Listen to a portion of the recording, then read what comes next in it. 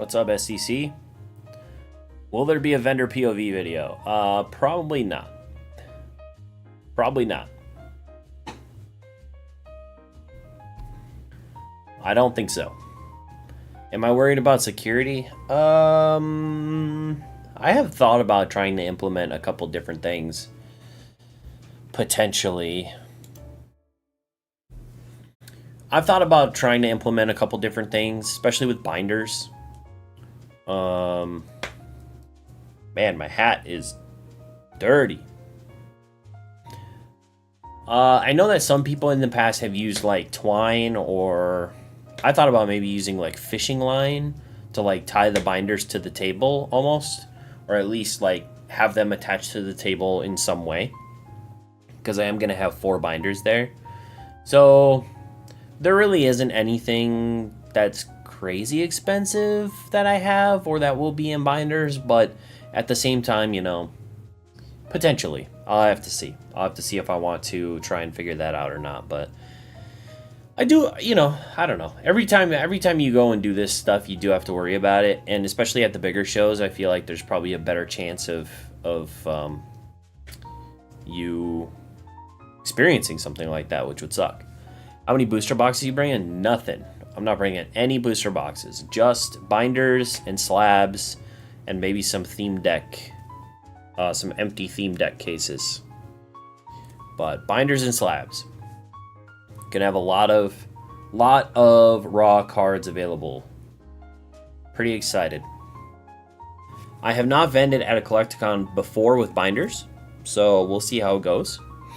You know, I try to keep the prices reasonable, and you know, usually at eBay last solds or a little bit under eBay last solds is kind of typically what I like to do if I can. But yeah, I have 2 binders all set up. Well, kind of. Well, kind of. Wait, what's the second binder? Oh yeah, no, kind of. I have like 1.5 binders. I'll go through my plans for the show, or at least for the binders, because I have a lot of raw cards. I did not expect to have so many raw cards, and when I was just sorting through some stuff, I was like, damn, I got a lot of shit. How many hours of prep researching prices do you do before heading out? However long it takes me to price, I guess, which I don't know. I mean, it'll probably take me, I don't know if it'll take me double-digit hours to price all the singles, but it'll take a while. You know, I'll just knock it out in chunks. Make sure I'm ready to go by the time it comes around. So it shouldn't be too bad. It doesn't take too long. A lot of what I have is like doubles, so that'll help as well, because you get one price, you can put it on, you know, 10 cards. So there's that stuff. I did buy a couple of large lots here recently of like Japanese secret rares and Japanese art rares and stuff like that, so I'll show those off here in a bit. We'll build up a binder. One of the binders that I have already ready, but I was gonna ask some of you guys what you thought in terms of putting it together. I think I have an idea for it, but I'll just double check with y'all and see what you think. But it's gonna be, so one of my binders is Japanese. I'll just switch over and show you. Alright, so one of my binders is Japanese. I guess I would say like Japanese mid-era to vintage, basically. So like Sun and Moon and older. So no ultra modern, but we've got a whole bunch of different stuff. So some full arts, some reverse hollows, some level X's, stuff like that. It kind of starts with like ultra rares in the front, and then kind of work our way back through the eras. So we've got EXs all the way up until now we're in Sun and Moon block. We've got some Sun and Moon cards. We move our way into, this is Pokekyun. So I have a whole bunch of singles from Pokekyun, kind of the lesser singles, but the cool kind of reverse hollow singles from the set. And then we move into the black and white era. Actually, we have some EXs here. And then we have the black and white era, some black and white hollows. And then we have Heart Gold Soul Silver Hollows, and then we get into like the mid era, so like EX and Diamond Pro Hollows. And we have those for a little bit. Got a good selection of these. And then we have one versus series card, and then we start to get into some old back Japanese stuff. So the old back Japanese stuff, I have some of the banned cards, and then we have some promos, and we've got some Tropical Island. So I have some Tropical Island cards from a collection that I picked up a while back. And then I wanted to actually designate, because I assume that some people may not know what these cards are, so I wanted to make sure that people were aware of what these cards actually were. So I did designate some sets. So we have Vending Series Glossy. So I have some Glossy Vending Series cards. And then I have the Quick Starter Deck Non-Glossy. So it's the same artworks as Vending Series, but it's non-glossy. So then I have some of those. I have some more of those. And then we have some intro packs. So intro pack, this is the VHS deck. Intro pack Bulbasaur, intro pack Squirtle. Got some more old school of those cards, and then we're done. So this is like the quote unquote vintagey, more vintagey binder for Japanese. Nothing else is going to go in that binder as of now, but it's nice to know that I have some more space just in case I do want to fill it with something. What stickers are you using for prices? I just buy like the cheapest stickers possible on Amazon. So it's not anything too crazy. Like I've been using these. I bought like a shit ton of these. I basically use like every color from here over, and I just use a black Sharpie because the black shows up on everything except for basically blue and purple.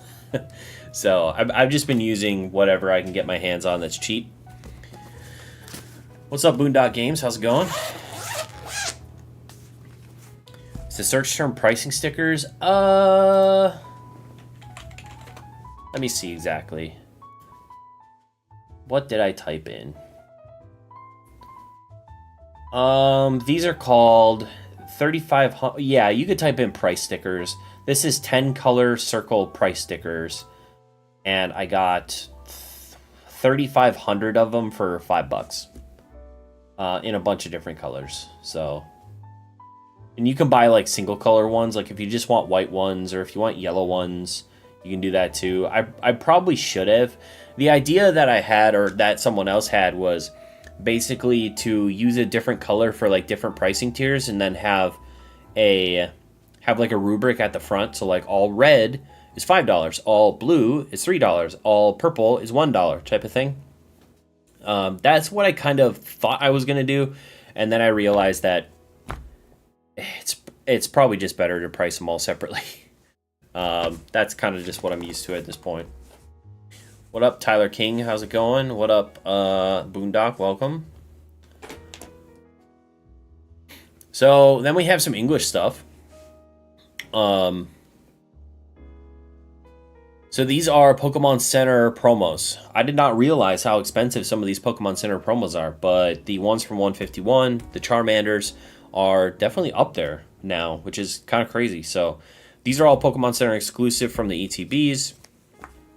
And then I have some more promos here. So we've got like the Toys R Us, Clefairy, Meowth. And then we get into some of the shinies. I got a shiny Eevee, which I'm sure someone will buy basically immediately. And then we get into full art trainers and art rares, GXs. And then we start to get into some slightly older stuff. Got some full art promos. Yeah, I think these are both promos. I got the Palkia, a couple full art Palkias, a couple Regigigas. Got a promo Giratina level X. And we have some Black Star promos from back in the day.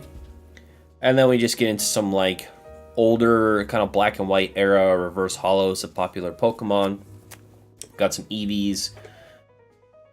Now we have some EX era. So these are all reverse hollow, EX era, or hollow. So we've got some hollows to start. We've got some reverse hollow, EX era. And then we have some reverse hollow E series. So we have Skyridge and I think, is this Aquapolis, I believe? some reverse hollows. Then we have some reverse hollow trainer cards from E Series. I didn't realize those were, you know, fairly expensive either.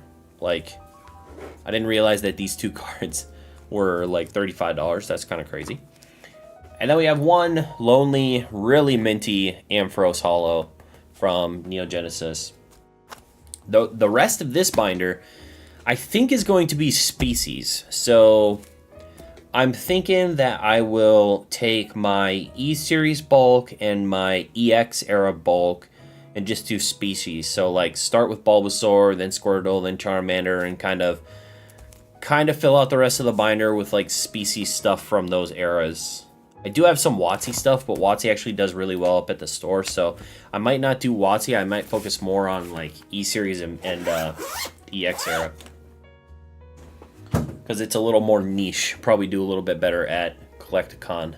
Maybe it wouldn't, but we're gonna find out. Oh no! Oh, god dang! Close enough. Close enough. All right. How you guys doing tonight? What's going on? Why does this look...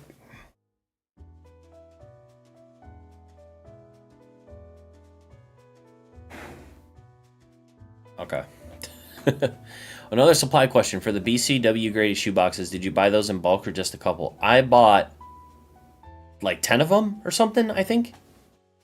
Let's see. 6, 8. I probably bought like 10 or 12, I think. Yeah, I probably have like, because I think I have a couple that I haven't built, so there's probably like 10 or 12 of them. Also do cheaper binders with no stickers at 25 cents, 50 cents, then blank sticker cards at 75 cents to $1, depending on the binder. I'm not going anything as low as a... Well, I might go for things as low as $1, but I think most of the stuff I'll have is a couple bucks or more. Any chance I could buy a couple off you via Instagram if you have extras? I would... See, I might use them in the future.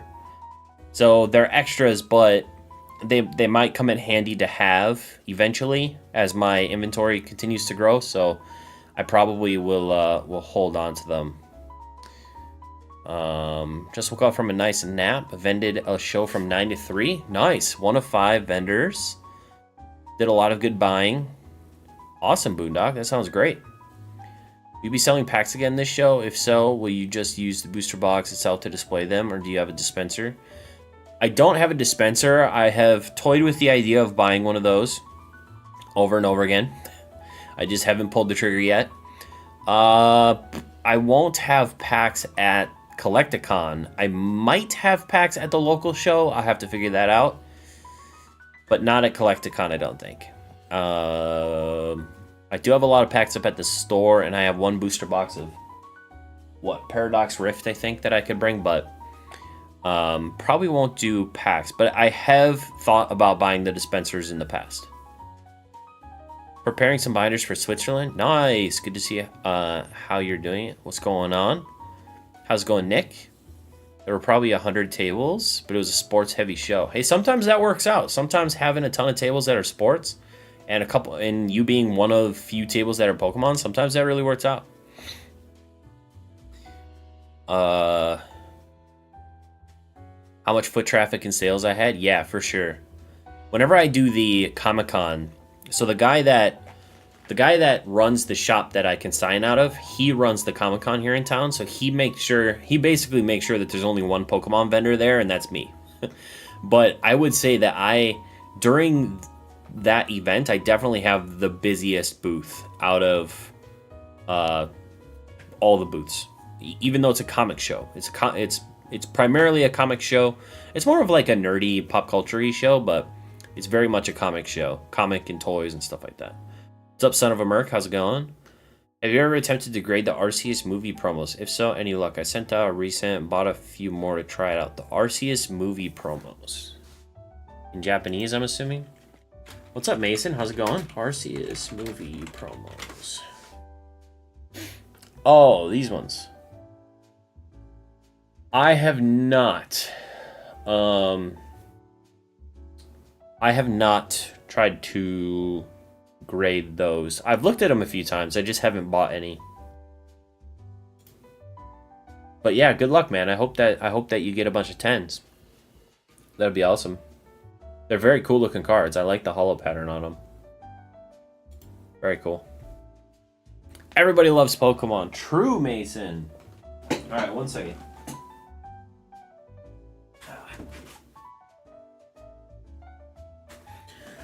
I bought these Voltex binders for shows. They're a little bit less nice than the zipped ones. I'm keeping the zipped ones for like the more expensive cards. Or yeah, the more expensive binders, but these are cheaper binders. So okay, so I have a question for you guys, because this is what I thought I was gonna do. I have a bunch of shinies. Full art shinies.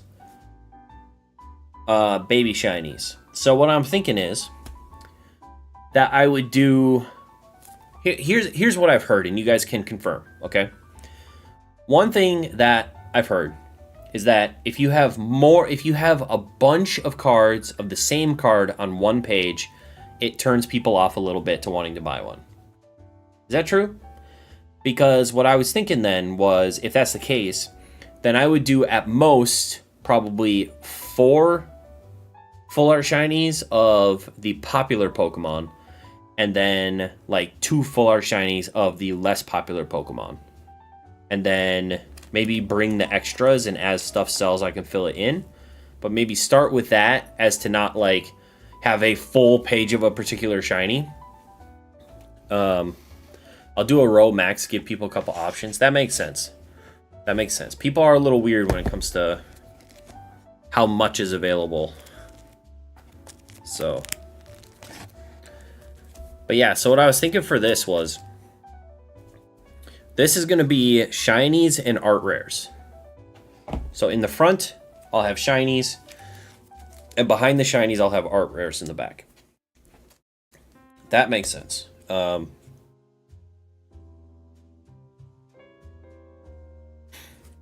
recently I bought a large lot that had a lot of these. Kind of lower cost, like full art shiny. Why is this so... What?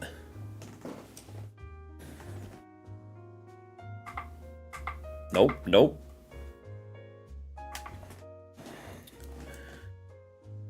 I bought these shinies.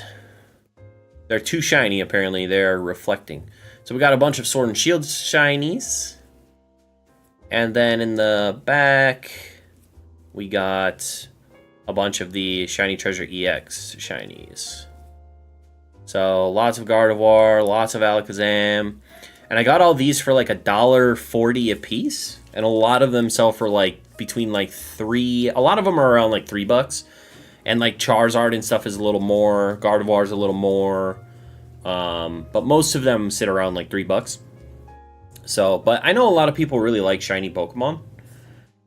Would you put Shiny Treasure before Sword and Shield, or would you start with Sword? I feel like more people want Sword and Shield right now than Shiny Treasure, so I would probably start with Sword and Shield in the front. That makes sense to me. Maybe I'm just stupid. That's very possible. I'm probably overthinking this. More searching will get people to grab as they go. No, I don't think I want to just randomly throw everything in a binder. I don't think I want to do that. I appreciate the idea, but I will probably pass.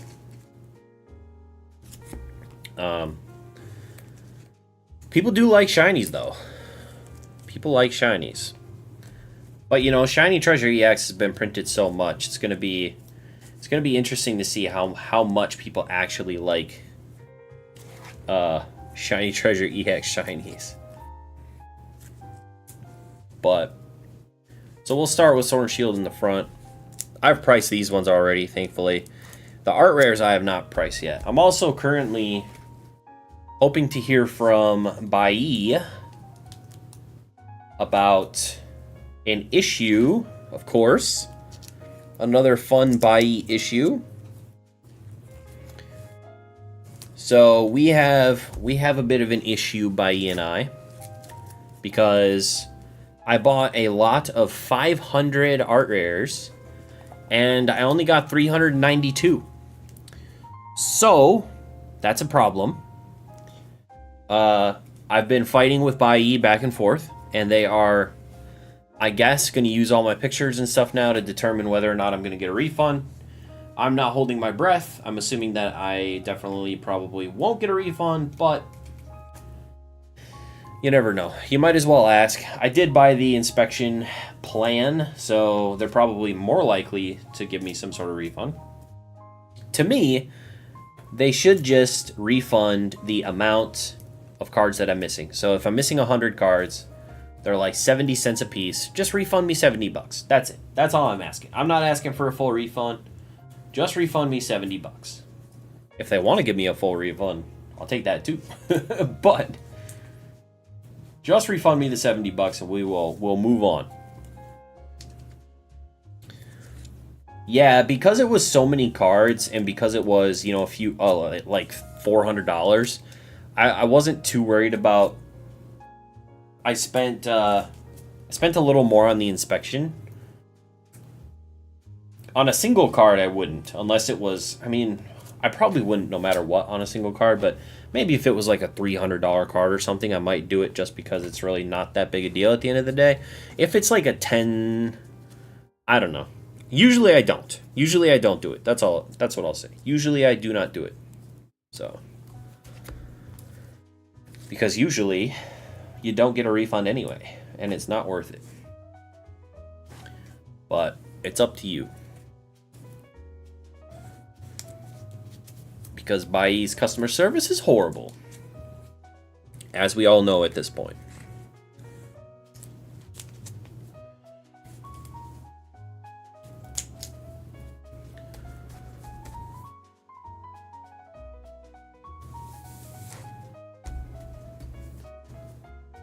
Yeah, I honestly don't know, Safari Mart. It's very, very possible that they will just tell me no.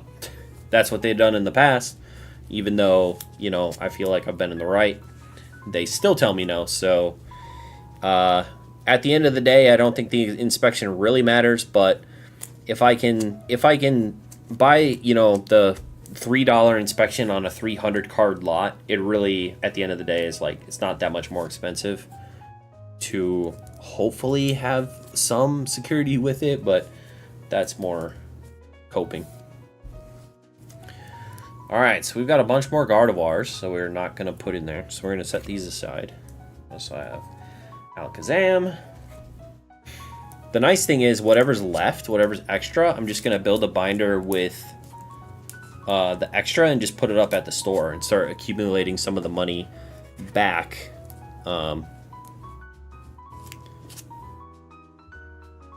Start accumulating some of the money back before I even leave. Should be nice. How much updating? Oh, what's up, Shug Nasty? How much updating to the prices did you have to do since Card Party?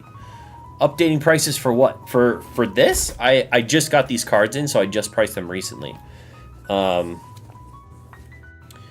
Since Card Party for like graded cards? Is that what you mean? Or I just got these recently, so not anything crazy.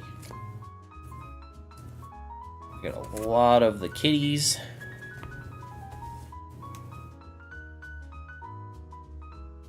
Good to see you're back, hanging around the Pokemon space again, Shug Nasty. You kind of disappeared for a little bit, but it's nice to have you back. Nice to have you back, my friend. No, so I didn't sell anything at Card Party. I just was there to hang out. So I didn't vend at all at Card Party. I helped Jake Pokenomics vend when I was there, but I personally did not vend. I brought a few like graded cards and was able to sell my ponchos when I was there, but I didn't have a table. Good to be back. Good to have you back.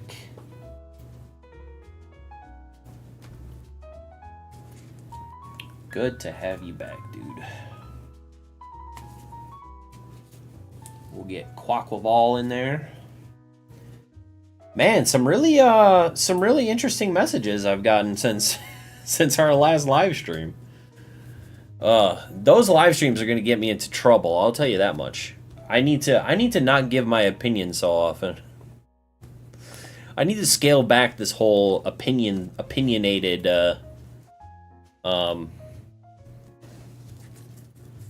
this whole opinionated Java. We need to put them back in the box.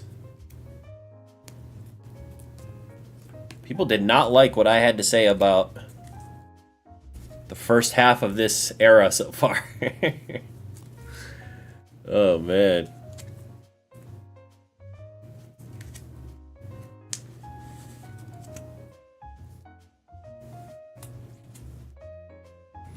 It's okay to have an opinion. Just know that you're wrong.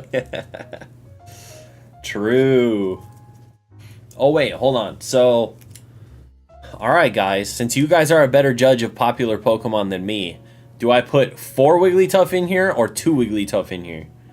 Because, to me, Wigglytuff would be a 2. But to you, is Wigglytuff a 4? I need to run this stuff past you guys now, apparently. Because I don't know what a popular Pokemon is, so... Pink Blob Cell. God. It is a Kanto Pokemon, so, you know. Really? Pink is green? Alright. Alright, I trust you guys. If these don't all sell... If these don't all sell, alright, at the show, you're all banned. Okay, what are we thinking about Noivern? 2 or 4? Noivern's pretty cool, but I don't know if I would do all 4.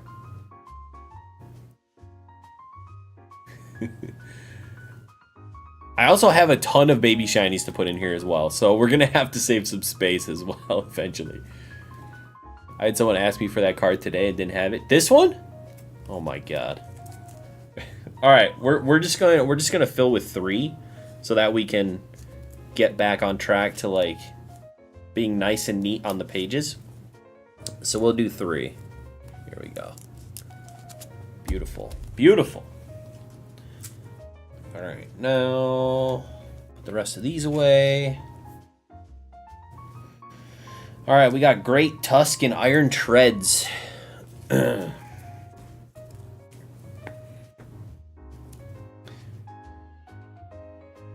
Yeah, I don't know. I don't think I want to do that. I might bring the extras with me. How much more space do I have? Oh, am I gonna have to count what's left? I'm gonna have to. Oh, shit. All right, there's 12, right? 12. Hold on. Let's count what's left. 1, 2, 3, 4, 5, 6, 7, 8, 9, 10, 11, 12, 13, 14, 15, 16, 17. 17.5 times 24. What's 17.5 times 24? Anyone got the quick maths? 17.5 times 24 equals 420. I could still fit 420 cards? What the frick? Alright, so if we do 3 of those, and we do 1, 2, 3 of those, we do... Maybe I'll do 3 of the rest of them, instead of... 2. 3 of those... 3 of those. Bum, bum, bum. 3 of these. Okay. How much? 3, 6, 9, 12, 15. Oh, we're gonna have a ton of room. Oh, but we still have to fit art rares. Ah, frick. What streaming software do I use to have multiple people on? I use, what's it called? StreamYard. StreamYard, I think, is the easiest one to have like a multiple person podcast on. That's what I have found, at least, to have the best like multiple person setup, my opinion.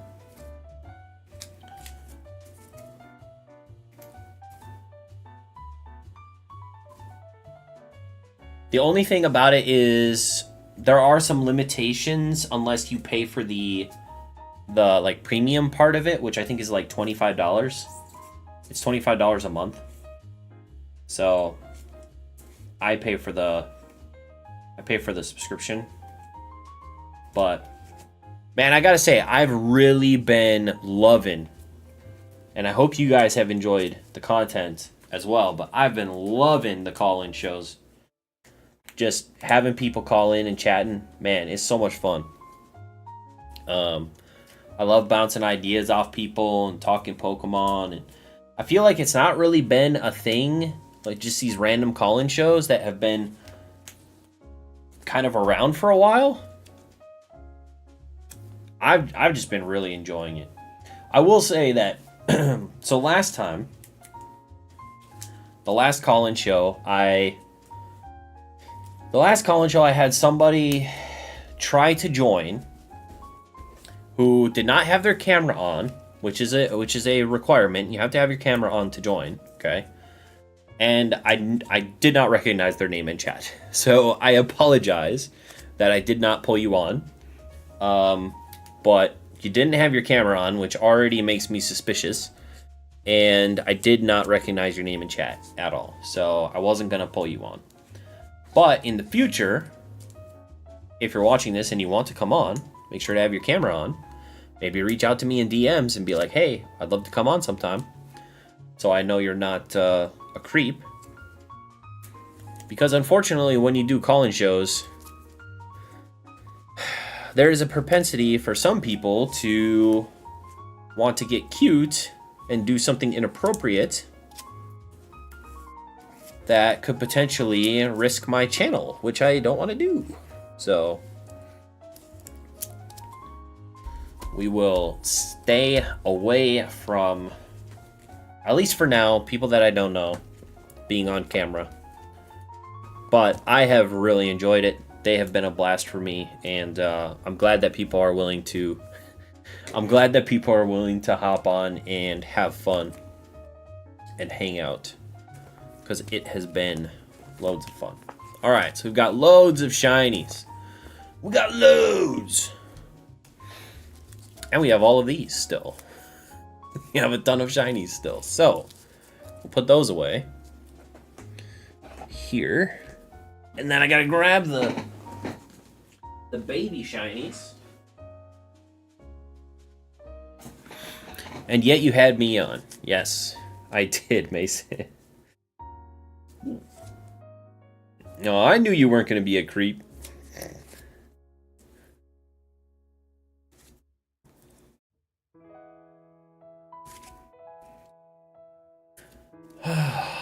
Was a very interesting. I got a really funny comment about that on that live. That was really interesting to me. I'm trying to figure out how to process it. But I don't know if I honestly don't know if I want to continue to litigate this idea, but I just feel like there's the point that I was making, and then there's the argument that people heard, and they're two different arguments.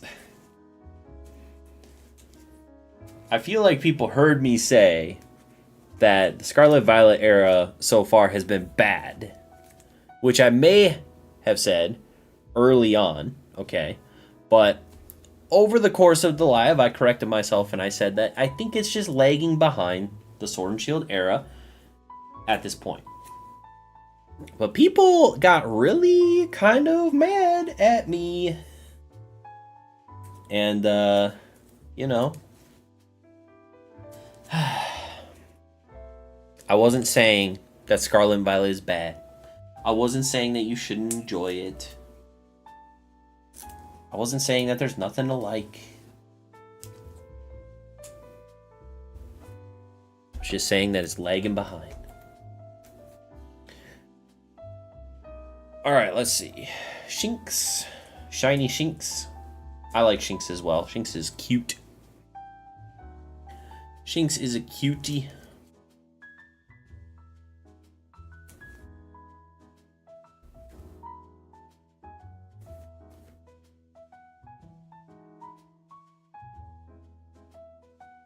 What sent me over the edge was you saying Battle Styles was a better set than any sort. Okay, I didn't say any Scarlet Violet set. Alright? I said the main block sets, which you can still disagree with, but I did not compare Battle Styles to 151 or the specialty sets, okay? And did I say it was better? I think I did say it was better. But I argued my point. I made my point. And I feel like it was a pretty decent point.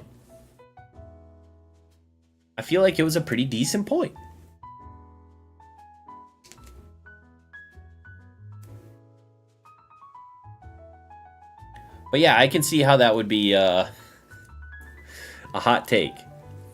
Because people generally did not like Battle Styles. Look at that, Annihilate. You were baiting hard. It was a good point. I made a good argument. That's a pretty inflammatory statement. It's funny, I had a whole bunch of stuff. I had like 10 different windows open, like tracking like Marnie's popularity and everything, because people were saying that like, oh, trainers are popular. Trainers have proven to be popular and all this stuff. And I was just like, you know what? I'm just going to come onto this live. I'm not going to talk about it anymore. We're going to move on. Oh, man. It was a fun live.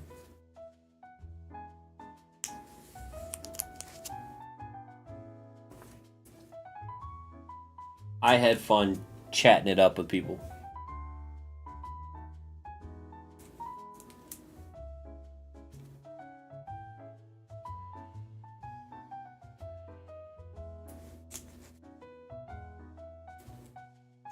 Dash bun.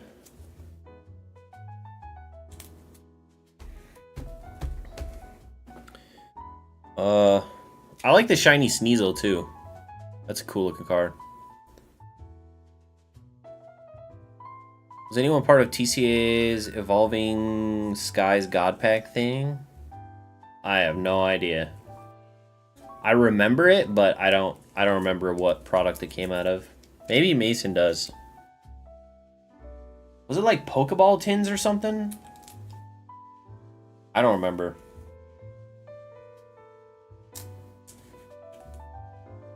So looking at all the baby shinies, you have an updated favorite Gen 9 Mon? No, I think Tinkaton is still my favorite.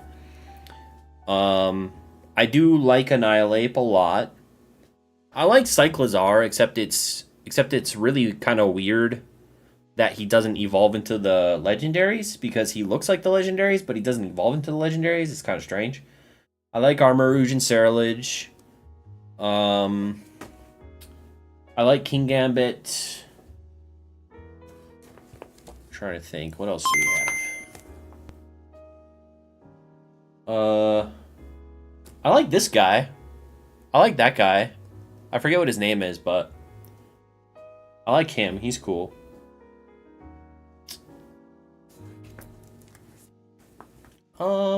Yeah. I like Grafaya. I think Grafaya looks cool as well. Kind of a lemur Pokemon.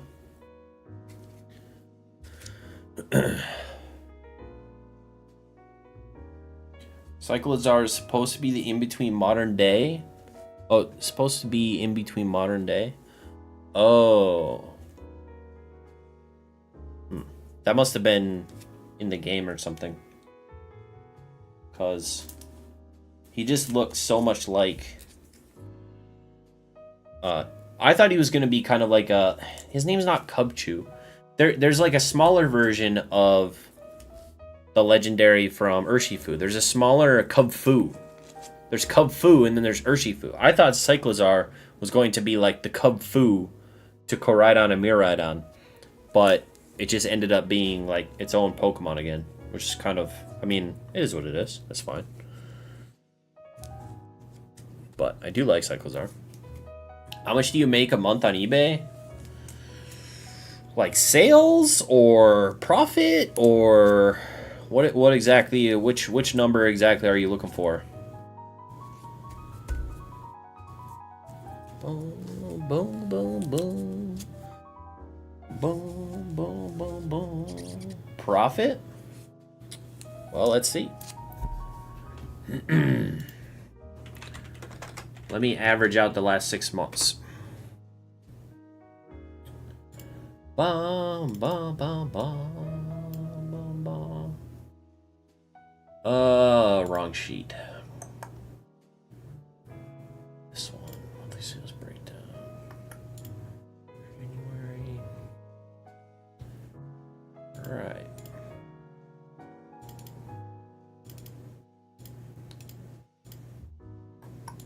February.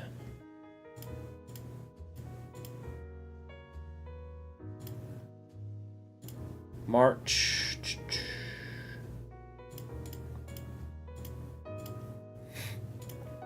April.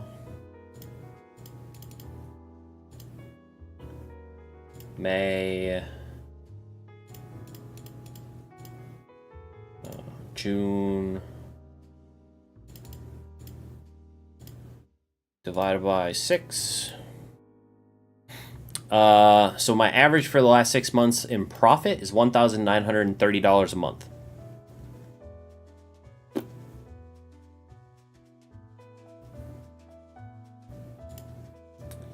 And let's see, sales. 822 plus 4605 plus 9109 plus 6643 plus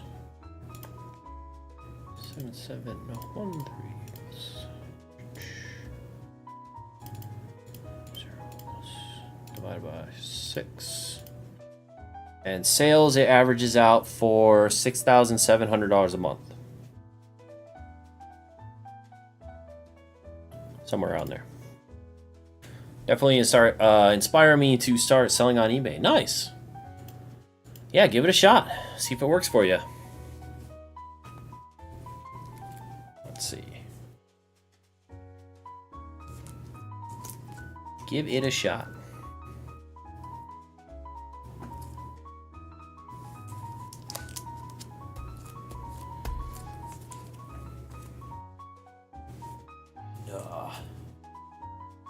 So,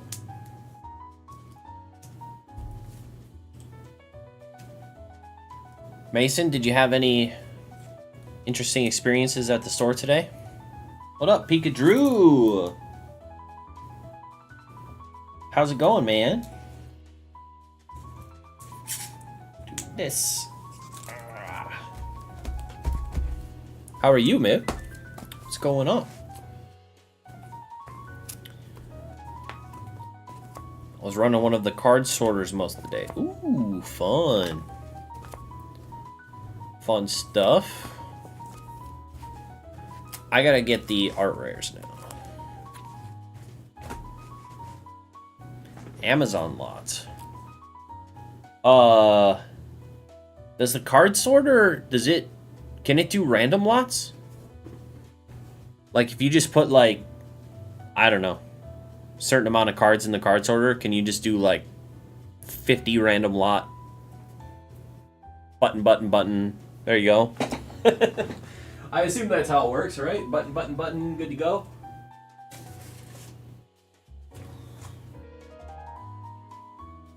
Ugh. Button, button, button. Oh.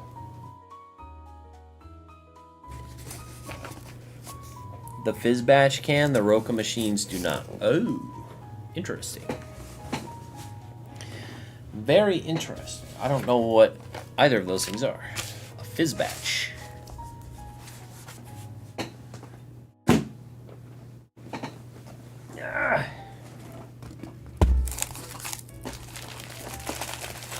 Okay, I think that I can... Uh-oh. I think that I can pull these out now. That... No, you're good. I know what the Roka is. I haven't heard of a Fizzbatch before.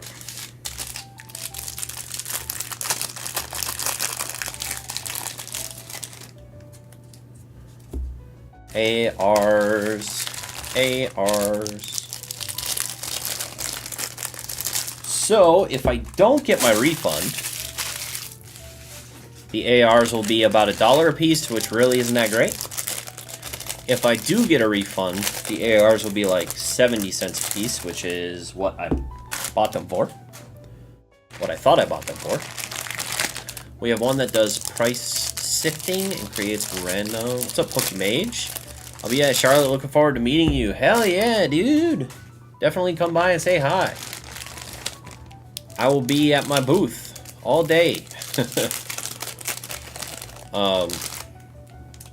Selling a whole bunch of stuff.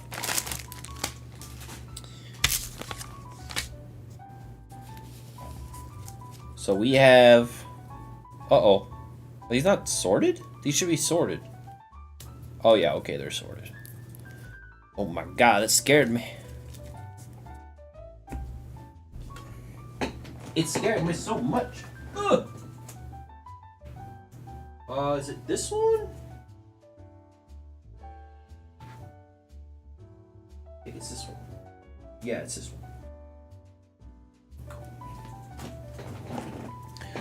So I will say one thing that was a little annoying is that this... I'll just bring it up and read it. This one said, popular species, Tyranitar, Pikachu, Charizard, Gengar, all that stuff, right? So I was like, oh, okay, it's going to include, you know, some pretty decent Pokemon. He literally included one of each. It's still a good variety of art rares, but he included literally one of each of the species that he said was in the lot. So you gotta watch out for that when it comes to lots. Oh man, it happens. It happens way too often. This is a really nice looking card. I like the CHRs. Which I can zoom in a little bit now. Whee!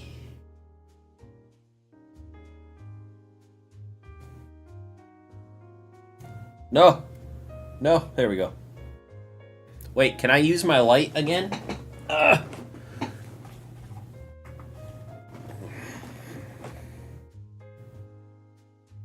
Oh my god. Camera. Camera. Focus. That's a nice looking card. Oh, why? Psyduck, get your eyes out of here. Igawa killing it. True. What's up, Nanp? How's it going? I don't know what section... Actually, do I know what section we're in?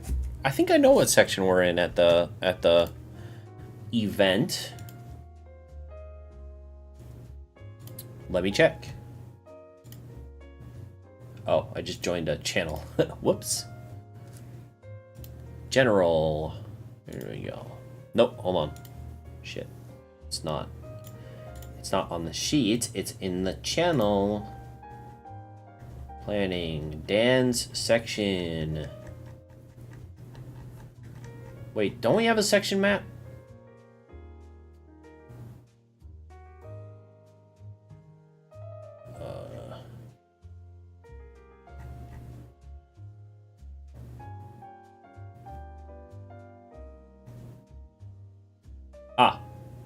Wait, no.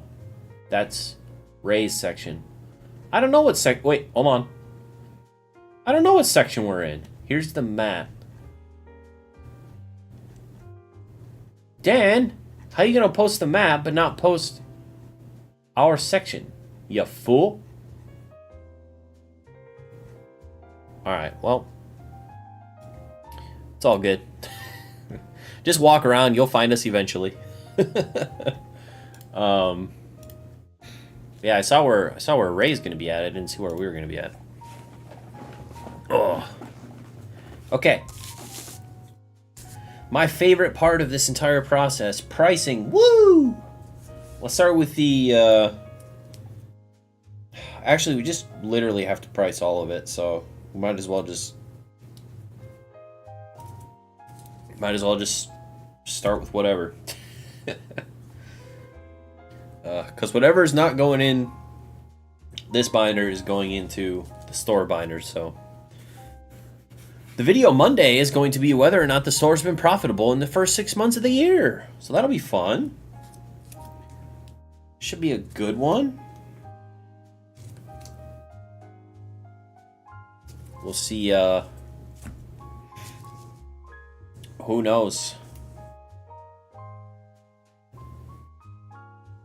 You doing a banner this time? I know you have your business cards and tablecloth usually. No banner this time. I think I'm just going with a... Actually, I don't have a tablecloth, so I'll probably just do whatever. How's it going, Gels? How are you? Welcome. What's up, Pokiani? Welcome. Hope you're well. Let's go. I don't want to. Can someone else do this for me? Can I hire somebody to do this for me? Actually, I probably could, to be fair. Probably could.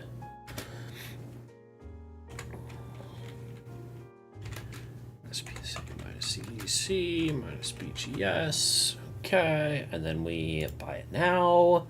And then we North America. And then we sold items. And then we...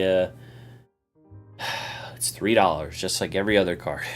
Just like every other card from this era is $3. What are these cards? These are art rares and character rares from Pokemon.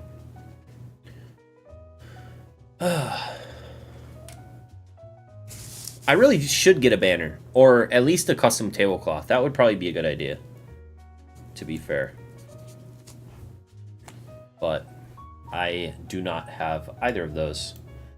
Garganackle. Is it Garganackle or Gargonicle or Gargle D's? These are also $3. Incredible. I would have never thought.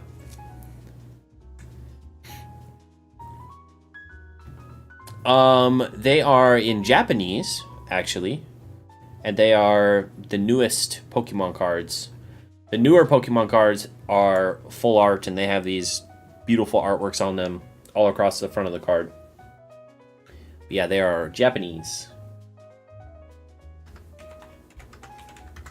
A lot of what I sell is Japanese cards. Oh, let me guess. This is $3.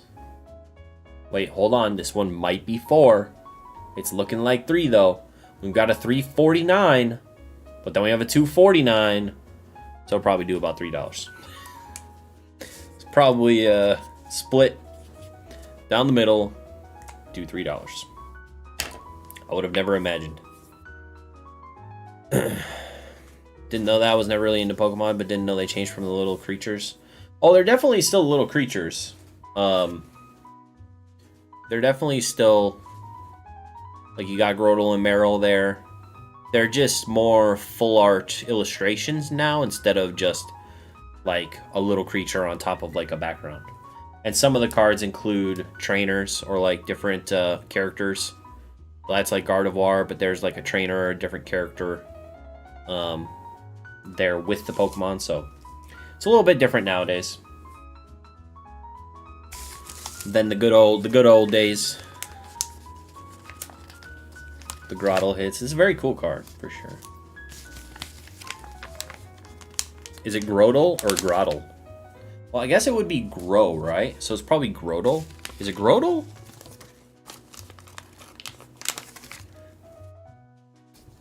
I like to say Grotle, but Probably wrong. I say a lot of Pokemon names wrong.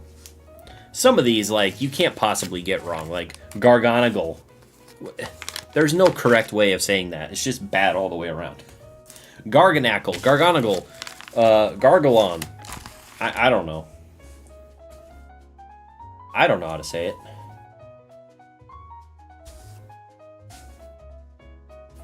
Just remember the good ones with the plain background. Never knew the game was played. Yeah, it's still, you know, it's still pretty popular to play it today even. Which is kind of crazy.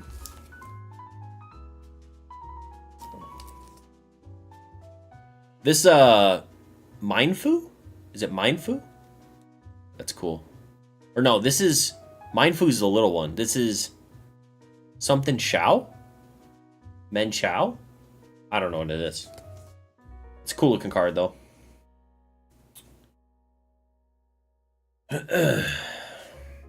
I got accused of being a Gen 1er today. I didn't know that that was like like actual phrase.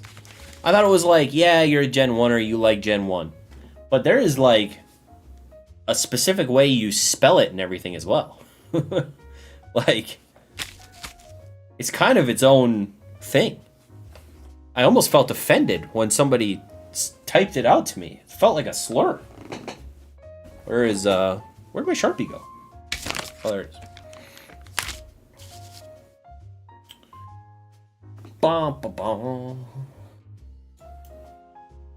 Also, if we go by the Urban Dictionary definition of a Gen 1er, I would not be a Gen 1er. So, just saying that, by the way, people.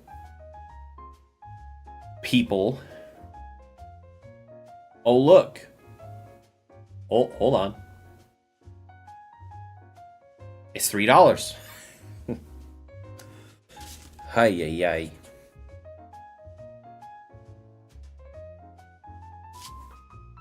You dirty Gen 1er. No, they actually spell it. This is how they spell it. It's like a legitimate, like, thing.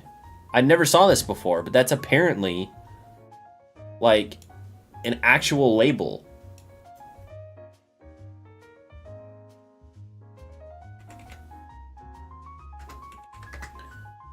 Yeah, someone called me in my comment section today. I should not be surprised. Oh, look, $3.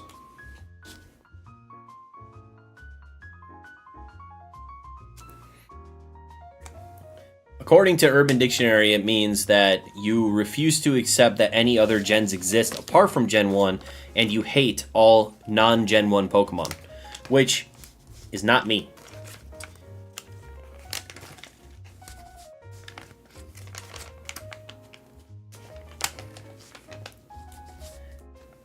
I refuse to accept the idea of the premise. By that definition, I am not a Gen 1er. These people are oblivious or even annoyed by the new Pokemon generations. Exactly, I'm not oblivious of them. I open all of them. I try to play the new games. I know some of their names. Like, come on. Knew about that term for ages? Well, I knew about Gen 1er. I just never knew that there was like a specifically spelt term for people who like Gen 1. It feels dirty.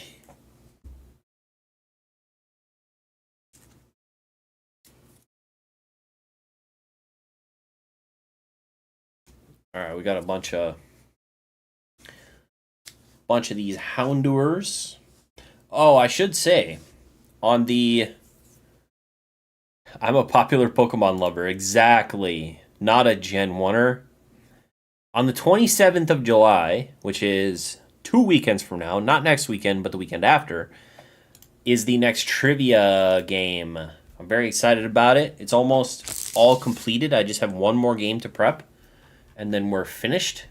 It's going to be a lot of fun. The rules are going to change slightly because of Ponga. Ponga exposed a issue with my rule system. So the rules will change slightly. But it's going to be a lot of fun. I'm very excited for it. We've got Bierski from Box Nostalgia Podcast. And we have Professor Oak, the Professor Oak, from the Professor Oak Discord, going head to head. It's going to be a blast. Looking forward to it. What did he expose? Well, so the way that I did it before was the two players came to an agreement on whether they were going to wait for the second clue or answer on the first clue. But the problem is Ponga got so far ahead that he basically just said, I'll do whatever Dan does because I'm ahead. So whether I have the answer or not, if I just do whatever Dan does, then being ahead, he won't really lose unless Dan gets something wrong. Which then also forced Dan to have to guess on the first clue on basically every question. So that was a little bit of a wrinkle. He gamed the system a little bit. That's not bad or anything. But I think what I'm going to do this next time is I'm going to have them anonymously lock in on either the first clue or the second clue. And then they'll say whether or not they're going to guess on the first or second clue. And then they will guess or not guess. And then we'll go through with the thing. So as to, kind of curb that from being a thing. It'll make sense when we play it. It'll just be harder to... Hopefully it will be harder to, manipulate your lead, I guess, if that makes sense. So, no, it wasn't dirty or anything because I didn't have the rule wasn't in place. It's not something that I even thought about. So he just was able to found a wrinkle in the rules. So I just have to correct it for next time so that it is fair/fun. And it was all fair. It was fine. I don't think anyone cheated or anything. It was, he found a wrinkle. So I'm ironing the wrinkle. And someone in the comments after the fact was like, oh, maybe next time you could think about doing this. And then I thought about it and I was like, okay. I mean, that makes sense. That might make it a little more competitive.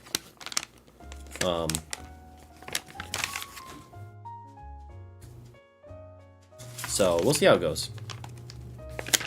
Playing smart is the better. True. Yeah. Yeah, definitely. But it was only my second one, I think. So obviously those types of things are gonna pop up, and you can't really help how they happen. What's up, Maki? So we just go from there and fix it for next time, and hopefully it's fun. But yeah, we've got some really, really fun games. It's going to be fun. I'm excited. Here's an AR that I really like. Look at that. I've always been a fan of Shift Tree, but man, I would have never thought that Shift Tree was going to get a super badass artwork, but my god, that card is sick. This card is so freaking sick. And then we have my boy Heracross. Heracross is one of my favorites from the Gen 2. See, one of my three of my favorite Pokemon are literally from Gen 2. I cannot be a Gen 1er. Alright, I'm just throwing that out there. I cannot possibly be a Gen 1er if 3 of my favorite Pokemon are all from Gen 2, okay? So, I'm trying to beat the allegations here, alright? I'm trying to beat the allegations. Believe me, please. Man, I should just get stickers with the number 3 on them. Because these are like all $3. Yeah, it's Nanahara, yeah. Yup. Wait, they're both 072071. Let's go. How does that work? Yeah, they're just $3. They're just 3. Ugh. $3. Bum.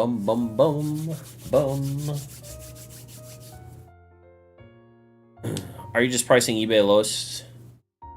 I am pricing last solds. Basically like an average of the last few last solds. Usually if it's like $275, $299, $257, something like that, I'll just price it for $3. But yeah, most of these art rares are selling between like the $250 to $3. So there's probably some like low list that might be like $2 or something, but I'm just gonna go with last solds, and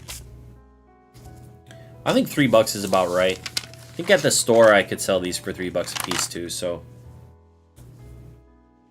usually I can ask a little bit more at the store than what I would get on eBay. And whatever doesn't sell at the convention will go straight to the store, so easy peasy. Nice little backup plan. I do love Heracross. Heracross, Ampharos, and I said 3 Gen 2 Pokemon, right? Heracross, Ampharos. Heracross and Ampharos are in my top 5 favorite Pokemon for sure.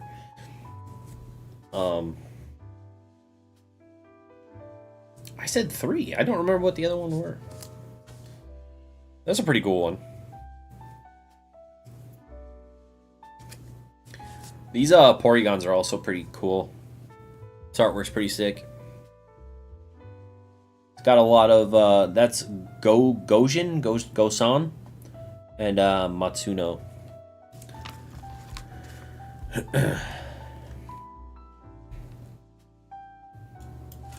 Let's see.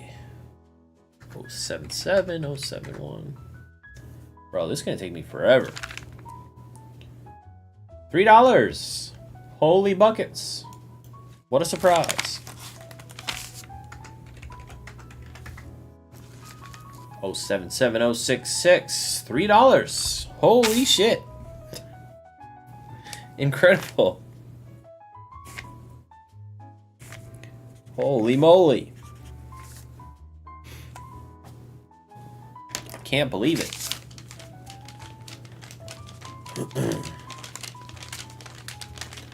Trying to think of anything else changing. I don't think anything else is changing for the trivia thing. It's going to be 5 games like it was before. I'm bringing one of the games back, and one of the games is going to be similar to last time, but it's a little bit different. Suggestion from a friend. And then I have a couple brand new games, which I'm very excited about.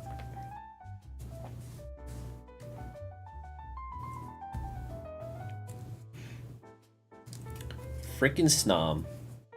I feel like Snom is one of those Pokemon that everyone, for some reason, latched onto.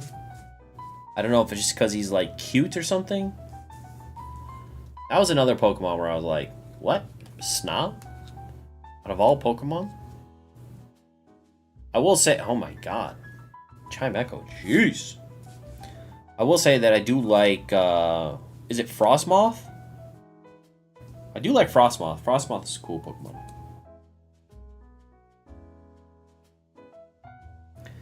That is a lot of Chime Echoes. Ole buckets.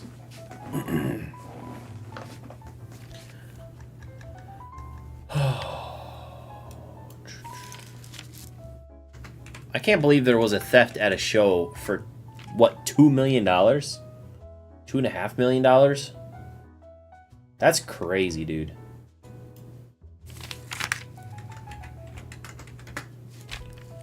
I saw the video of it too, where the guys just kind of like kept the guy busy while the other guy walked around the back and just stole the thing. Man.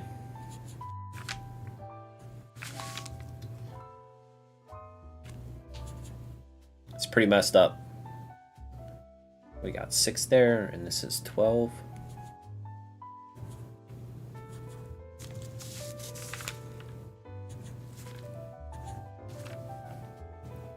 Pretty messed up. That is a lot of money. That's a crazy amount. You think an insurance company would even, like, care?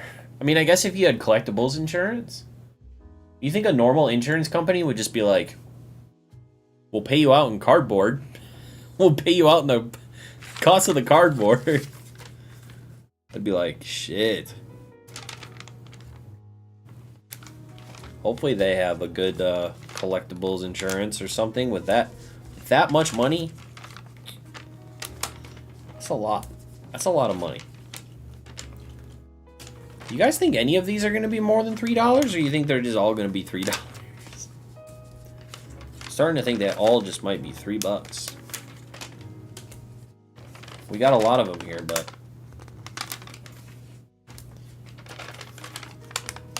that's what I'm thinking. Thinking every art rare and character rare just $3. Wait, did I miscount? I miscounted. Not cool. Not cool at all.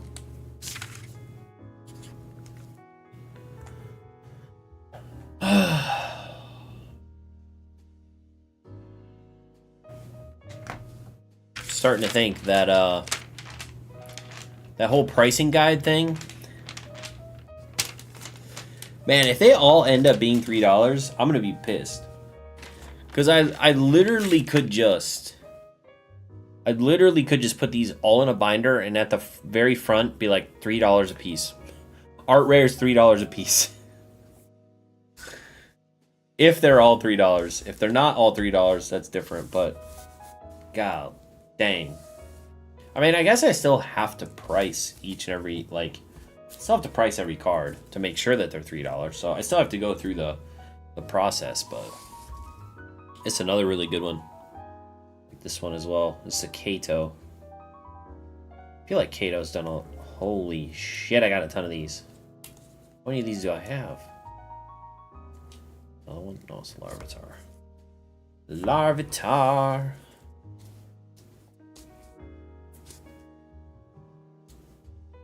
All the threes reminds me of that ski parody movie from the 80s with the kids chasing them asking for $2. I don't know what that would be. Doesn't ring a bell. I got freaking 10 of them. You know what? I'm going to email by E. I'm going to be like, you know, you can keep them. I don't need the rest of them. Okay, let's see if this one's $3 as well. Because this one's kind of an older one. It is Grafaiai, though, which I think is a pretty cool Pokemon. Oh, look, the Ghastly. Metagross is $3. I have a lot of those Metagross. Grafaiai last sold $2.76. Guess what? It's $3. What do you have? What are you messing with? You got the Zoomies? Are you playing with something? What do you got? What do you got? What do you got, loser?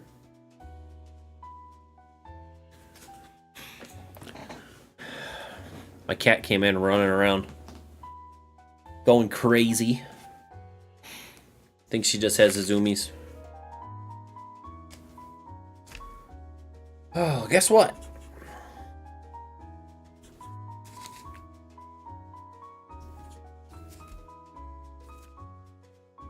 They're all $3. Buckets.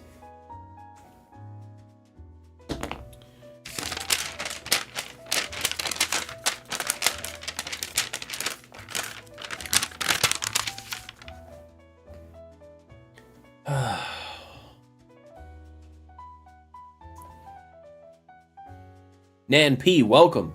Maki, thank you very much for gifting this sub. Let's see if the alert goes off. Oh. There it is. Thank you for gifting the sub to Nan P. Welcome, Nan P. When I finish, let's finish and finally smash together in my mouth. When I finally finish the Pokemon Fusion playthrough, that will be members only. But I want to have it done before I start putting out episodes, because last time I tried to do a members playthrough, I quit after like 2 episodes because I ran out of time. So I'm trying to finish it before I put it out to members. But that will be a members only playthrough of Pokemon Fusion. I am on to the 5th gym. So gym 5, we're getting there. We haven't died yet. Or, we've died. There's been a lot of death, but we haven't completely died yet. So that's good. We're still alive. This run is still alive. You also have access to all those emotes now. Larvitar!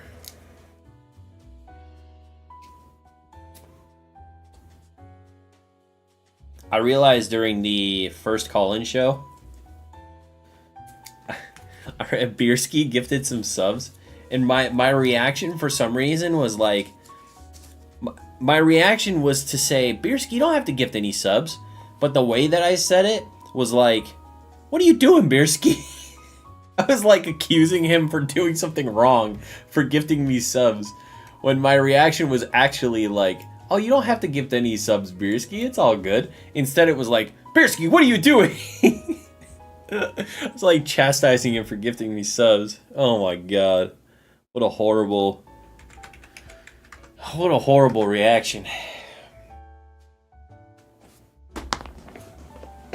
Cute Larvitar? It is a cute Larvitar. I agree.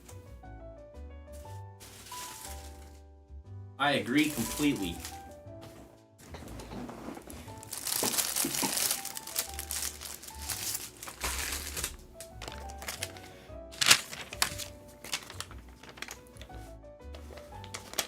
Guess what? $3. Oh man. Bum bum bum bum ba ba ba ba ba ba boo. All right, let's see what Megby is. I swear I saw Megby was $4. I swear I saw Megby was $4. Oh, last sold is 2. Actually, last sold is from Thundermoo for $3.99. But, and another last sold for $3.49. But the most recent one is $1.99. That means $3. That's that means.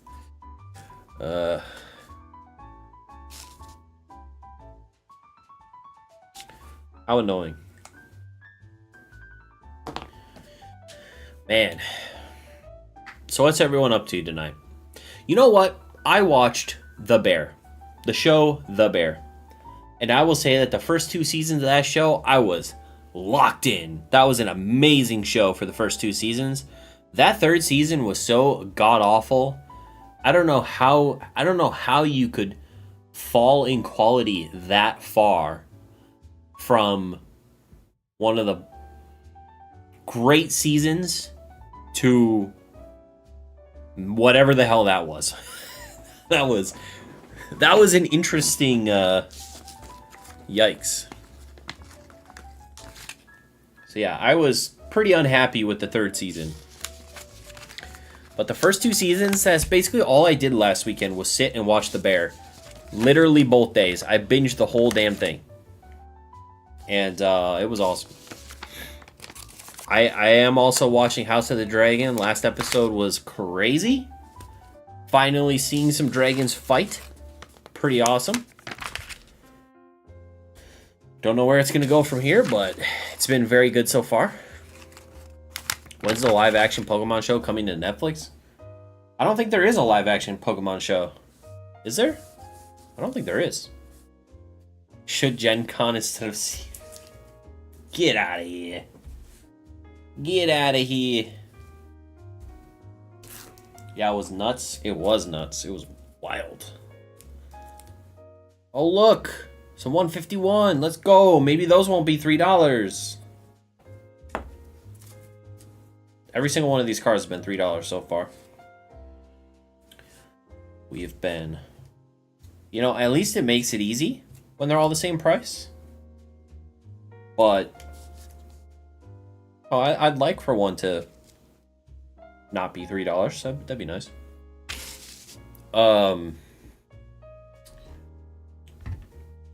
It looks like everybody... Oh, somebody posted like the breakdown of everyone's who's gonna be in New Jersey next weekend. Fucking hell. I honestly looked at flights. I was like, I might have to get a flight. Cause there are a lot of awesome people gonna be in Jersey. It's been over a month. PSA hasn't responded to my research request. I think they should hire Walrus. So we finally are not $3. Let's go. We're $2. Unfortunately, we've gone down. Unfortunately, we have gone down in price. Can't say I'm surprised, as this is... I don't even know what Pokemon this is. Is this Gumi's evolution? I have no idea which Pokemon this is. It's gotta be Gumi's evolution, right? Because it's like a snail. Wait, what Pokemon is that? What Pokemon is this? Oh, Goodra? I thought Goodra was the final dragon. Heeswin. Ah, I did not know that there was a Heeswin version of Goodra. 1, 2, 3, 4, 5, 6. I did not know that Goodra had a Heeswin form. Interesting. I even sent the item in assuming they'd get to the question before the stuff arrived. Instead, they just declined. Wish I sent them to CGC. I sent some cards to CGC recently that were smaller than a normal card. It was nice. I literally just texted, and I was like, hey, here's a picture of this card. It's a little smaller than a normal card, but it's legit. You know, it's confirmed legit from the IP. Will you guys grade this? And they were like, as long as it's officially licensed and smaller than a normal sized card, they're like, we'll grade it. I'm like, all right, sick. Sending these out. And I sent them out. So I got some more cards that I'm going to send them to that are smaller than a typical card.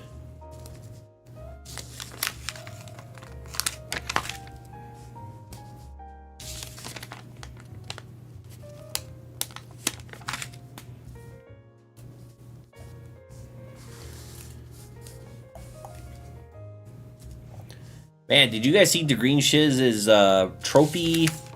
What are they? Yu-Gi-Oh! Prize cards? Those big ones? They're pretty sick, actually. Them all framed up and everything. Those are pretty awesome. Pricing way ahead. I mean, 2 weeks. Maybe. I don't think a lot of these are going to change in price. A lot of these, like, really low-cost ARs for $2 and $3. I don't really think prices are going to change all that much on these. But yeah, I'm trying to get ahead of stuff. What's up, Navi Station? Welcome. You only sell Japanese? I sell some English stuff whenever I have it, but primarily Japanese. Japanese is what I source for the most part, so.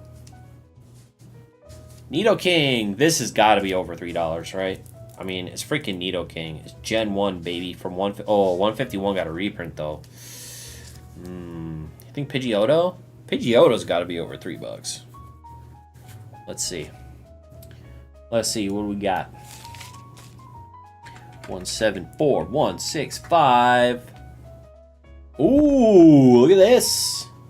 $8, $8. Why is that one $3? You're throwing me off. Shinjuku Don Quixote? You throwing me off, brother. $8, $8.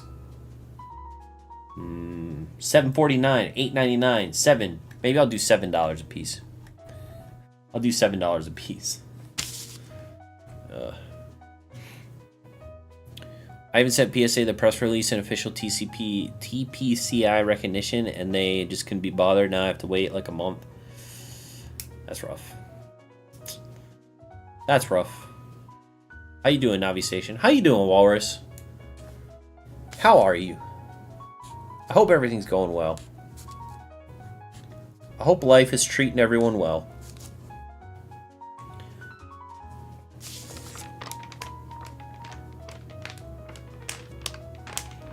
Oh, apparently there's somebody I got pointed to from someone in Discord.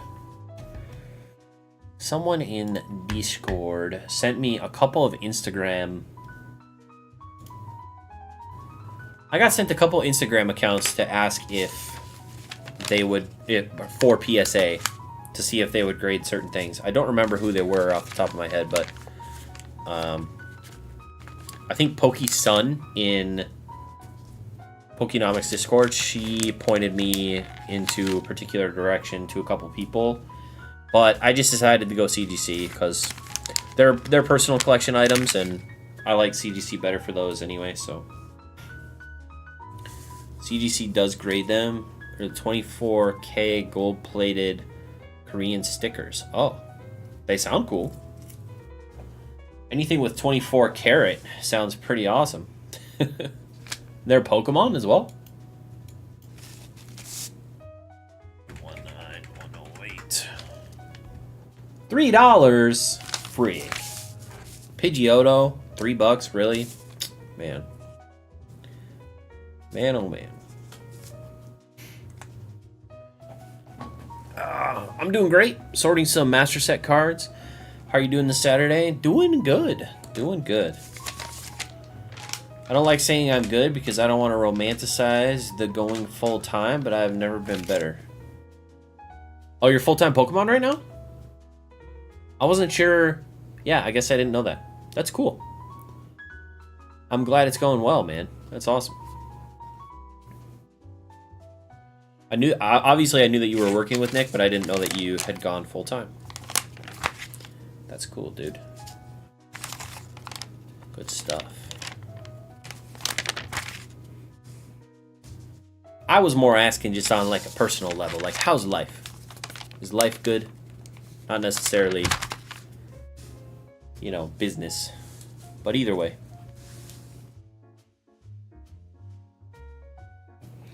Either way, I'm glad it's going well. Pikachu in CGC's 10 sold 150 last week. The Mew sells for 400 raw. It's a pretty expensive raw cart, man.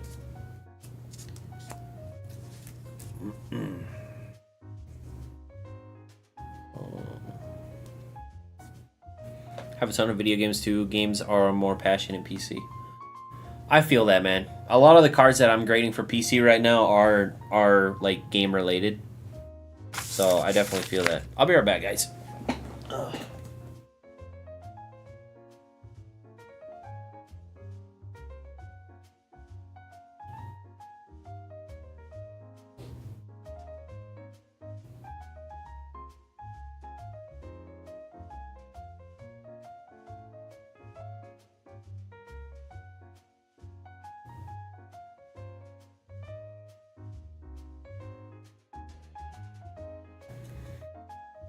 Oh.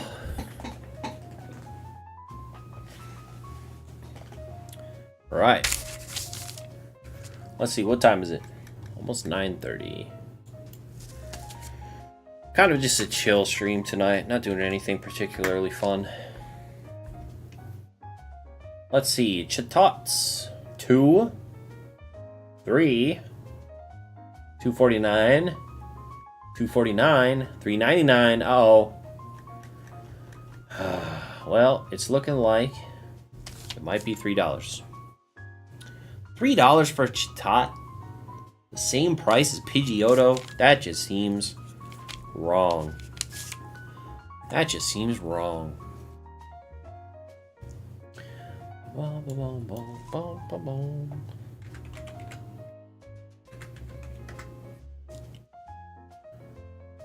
Someday I'll go full time.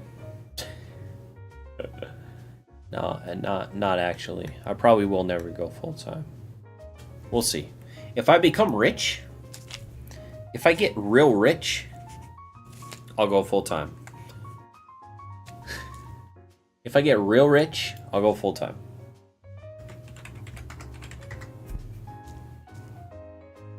Three, 2, 3.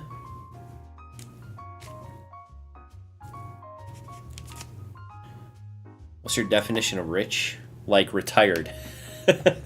Like, if I retire, I will go full time.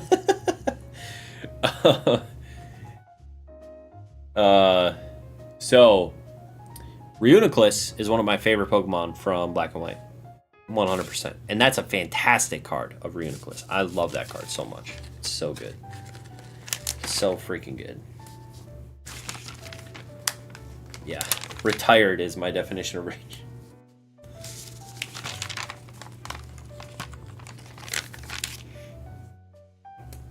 Honestly, I could see going full time if I was in a position where somebody hired me, like if I could get hired by somebody. Actually, Charlie Herlocker was looking for somebody to hire that was like 6 months ago now. Maybe they were looking for someone to hire, and we had a little bit of a back and forth, but they were looking more for just like a normal kind of what would you say, like a shipping and logistics type of person, and I was more approaching them as like a sourcing, seller, buyer, person in the industry type person, and it wasn't what they were looking for.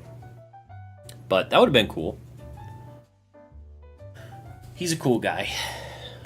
Knows his stuff. I would definitely it would be very hard for me to turn down like working with somebody like that, like somebody in the industry that's been super successful and all that stuff. Yo, Ernie, what's up, man? How you doing? How you doing? Oh.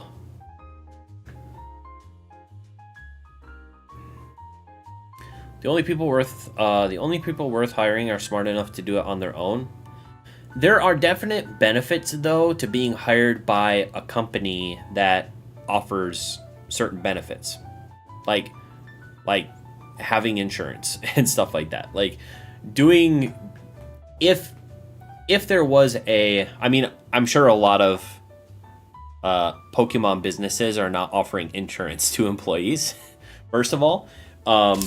But I will say, like, if there was a Pokemon company out there, like a full-time or part-time company that was offering some sort of benefits, that would be epic.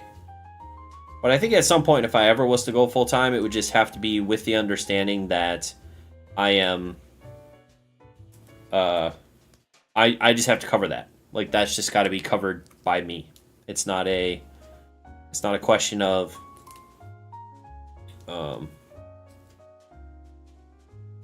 a company providing it. It's just I have to do enough profit to cover insurance for myself, which just adds another variable into the mix, obviously. But there are always variables, that's for sure. Relax.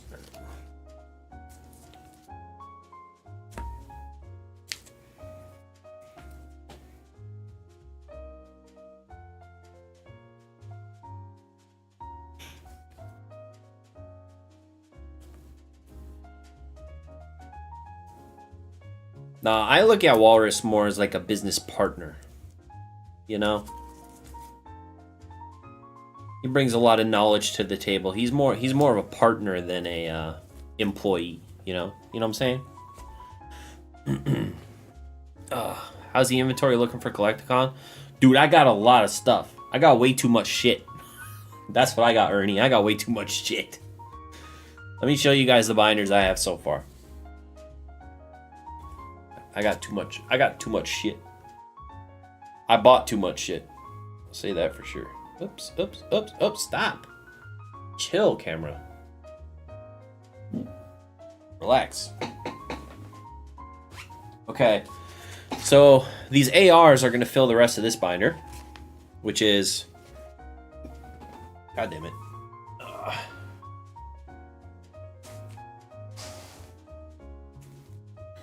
Move all this crap over here.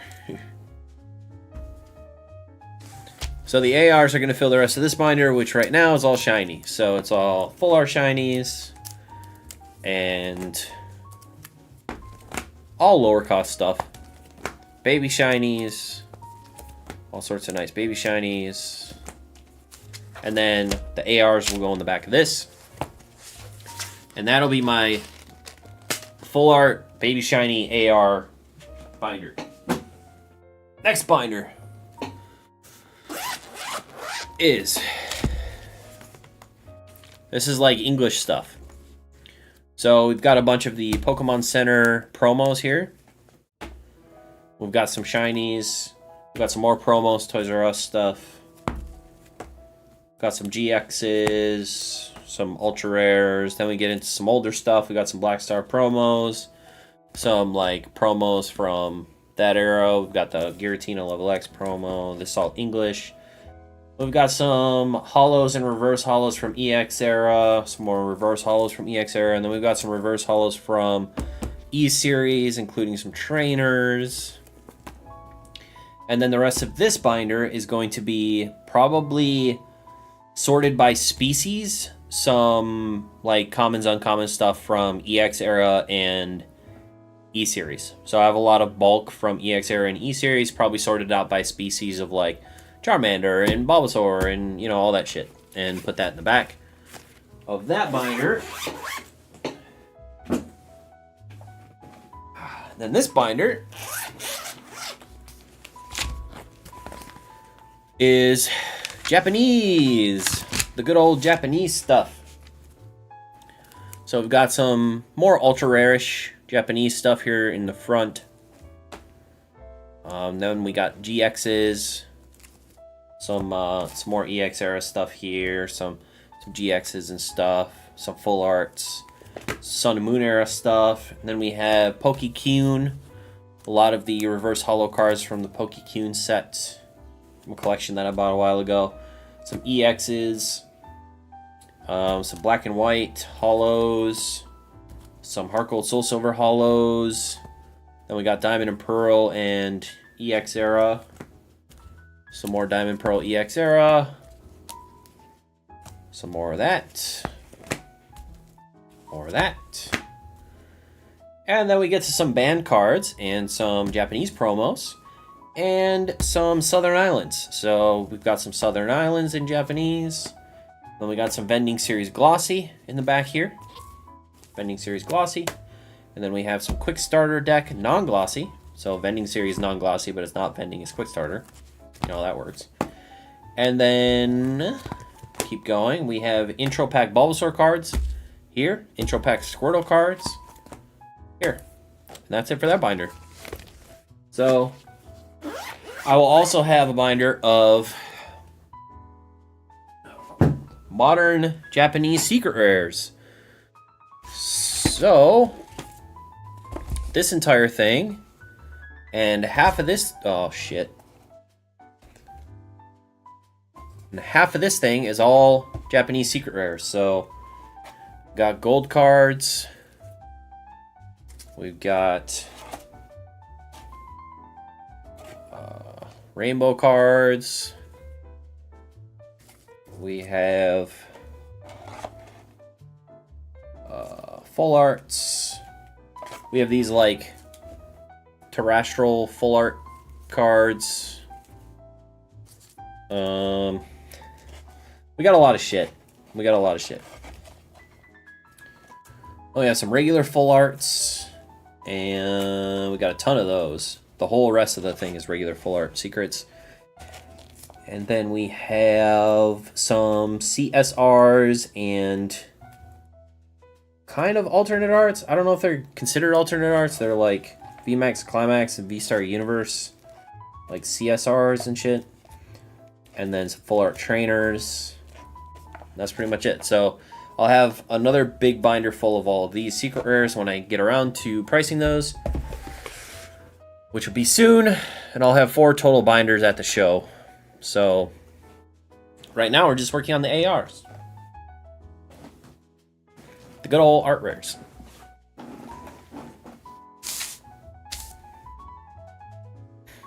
But yeah, that's the plan. Will I be doing a vendor POV? No. I don't think so. I think I'll be way too busy to be keeping track of a camera. I will be doing probably a vlog of the weekend, but probably not a vendor POV because, yeah, I foresee... I've never done 2 tables at a Collecticon before, and I foresee having, 4 binders and hundreds of slabs that I will be very, very busy and not be able to keep up with a vendor POV. So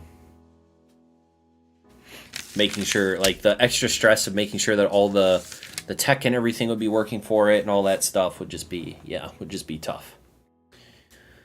Let's see. Even some of the homies are stuck on the me and I mindset. Done trying to do this on my own. Let's see. Issue in the hobby I've seen is people want to build a business on their own. That's the old days collabing now. You get so much further faster. I agree with that. I do think it's a little hard for me to think about wanting like a business partner. I think we talked about this before. I don't remember if you were in here or not, but there is something nice about being able to say, like, being able to make all the decisions, not having to run, an idea past somebody if you're confident with your thoughts about it. Not having to share like assets, like money, stuff like that. But I fully understand that, like, doing things with a partner is definitely probably the way to go, to be fair. Stupid 5. Vendor POV, struggling with 2 tables. Honestly, that would probably do well. To be fair, Walrus, that would probably do pretty well on my channel too. I got way too busy last weekend to keep up with the POV recording. It's tiring as hell. It's because those people were not around when 9s were a loss. Yeah, honestly, that would probably do well, but I don't know.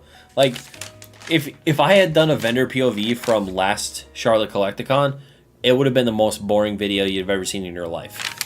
Because I literally sat there for 2 days, barely any sales, barely any conversations. Like, it was rough. My location was horrid. It was so bad. So that would have been a very boring video for you guys. How long have you been vending? So my first show I did was 2 years ago. It was a local show. And then I went to Collecticon 2 years ago, but I didn't vend. And then last year I did the local convention again. I did 2 tables this time. It was really good. And then last year I also decided to try Collecticon. So I did Collecticon. That was really good. I also did a show, another local show last year, which was good. And then this year I did like 2 or 3 shows. Or have 2 or 3 shows, and then Chicago. So I think it'll be like 4 shows total maybe this year. Somewhere around there. So what keeps you motivated to keep doing it if it goes bad? I don't know. They're just fun. Like, I just have fun doing them. And at the end of the day, like, I feel like I've always at least made enough to justify doing it for a weekend or like a day. So I don't know. That's a good question. Because I have had rough days. Rough goes of it, for sure. Or rough weekends. But ultimately, I haven't really walked away feeling like it wasn't worth it. Even if maybe I didn't make as much as I was hoping I would make. So, I don't know. Maybe I really haven't had a weekend that was really tough yet. To be fair, that's very possible. Not to say that, like... But that's very possible.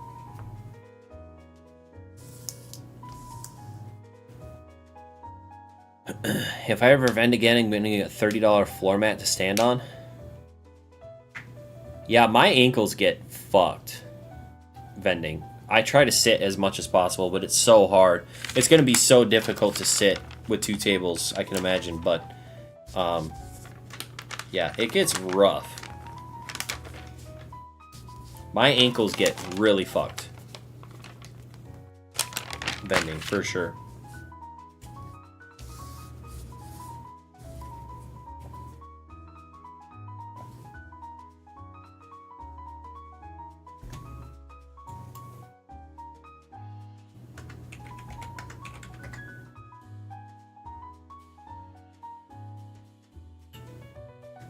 About $4 on these. No, $5.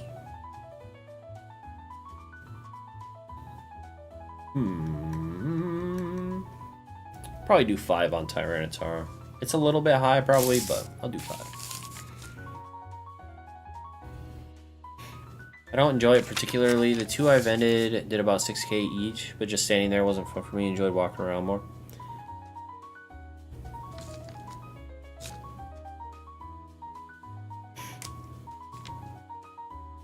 I mean, the best part of the vending weekends is hanging out with people. It's not really the vending. It's... shit. It's going to the conventions and hanging out with, like, all the Pokemon people. That's definitely the best part.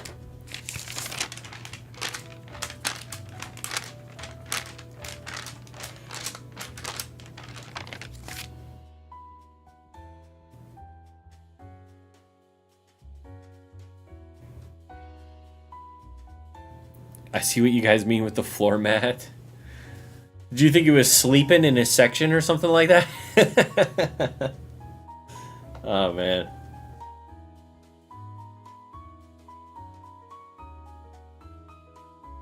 Are you vending at all this year, Walrus, or are you just attending conventions?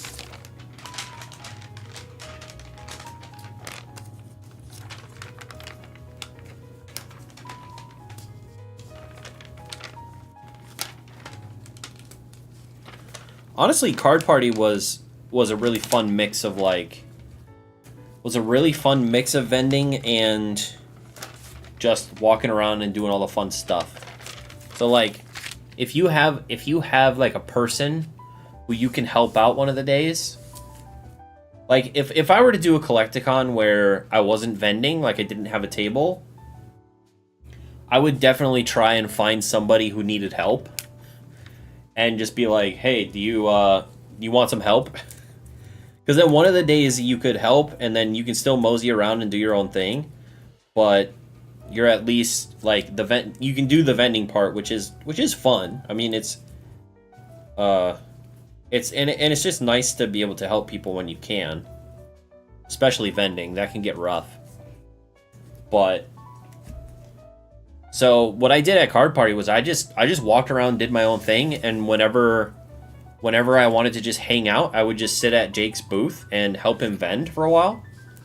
And then, you know, when there was something else that would happen, I'd be like, all right, Jake, I'm heading out. Be like, okay, and then I'd just go walk around again. And it was just a good mix of like being able to vend, but also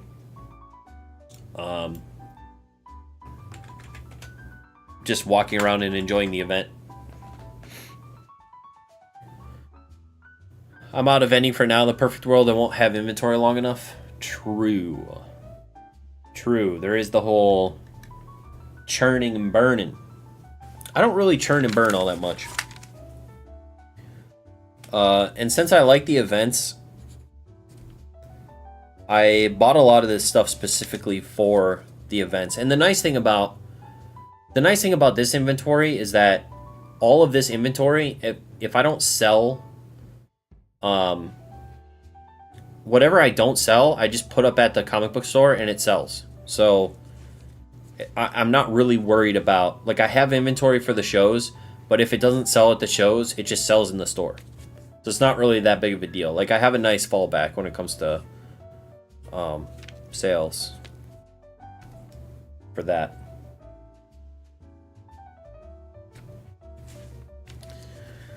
How much were you paying for AR on the lots you bought? It was about 70 cents. But you gotta. The first lot I ever bought of ARs, that was like 60 or 70 cents a piece. I got kind of screwed because there wasn't a good variety. Like, there wasn't a good variety at all. I got, I forget how many I bought, but there was probably like 12 different ARs and there was probably like 100 and some cards. Like, it was bad.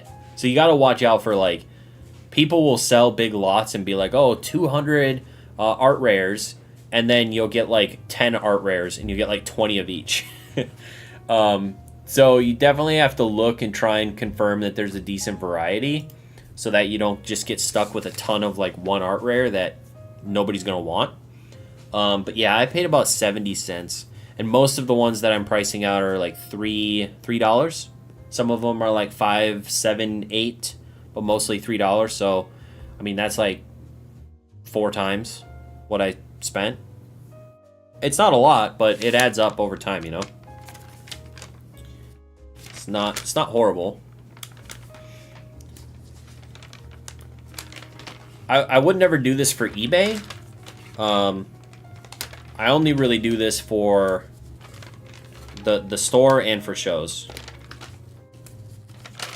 It's not something I would want to do on eBay, buying 70-cent cards and selling them for $3 a piece. Unless I was hiring someone to do that. I would definitely not want to do that. But if you really grinded on it, you could probably do pretty well. If you really wanted to put that much like effort into shipping and stuff, you might do pretty decently over time.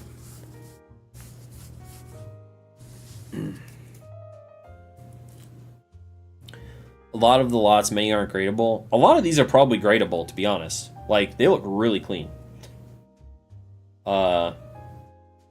And sending them to CGC, like, getting some pristines would probably do really well. But I'm just selling them raw. But yeah. What I should do is probably pick some out and send some for grading. And try and shoot for pristines maybe at CGC, but I am just going to sell raw. I'd rather have inventory right now, I guess, and get my profit out of it than wait for grading to come back at the moment. Yeah, because like a pristine of this Latias just sold for 35 bucks. And I bought these for 70 cents a piece. And there's definitely like pristine potential in some of them, so it would be worth probably grading some of these, but why do these sell for $3? It's 35 in a freaking this is gonna be $4. Screw you. This is 4. This is 4.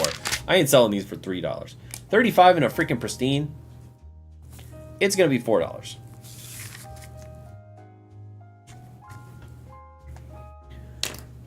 How about Tag Team GXs? The lots seem quite pricey, like $4.5 a card.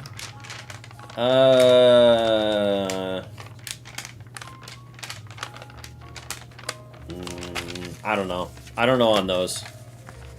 I haven't bought lots of those in the past. Usually I just target like,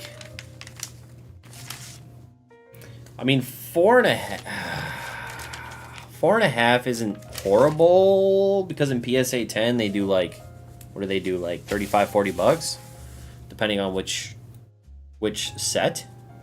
I don't know. I would probably wait for a coupon or something and see if you can get it cheaper. I try to get everything as cheap as possible, so I am a cheap ass. I am a cheap ass. Right now, if it doesn't have a coupon on Buy E, I ain't buying it. Because I am cheap. Probably missing out on some stuff, to be fair. But clarify, this is a lot of the complete 36 card set. I don't know. I don't know. I would look and see what each of them are selling raw on eBay, and then go from there. Not something that I can help with at the minute, just off the top of my head. I like the take teams a lot as cards. I really do like them, but I don't know what they all go for at the moment. 6A. These should sell pretty well, right? $8. That's English. $8. $8. $8. It's about $8. $7. We'll do $7. Why not? We'll try and move them. 7.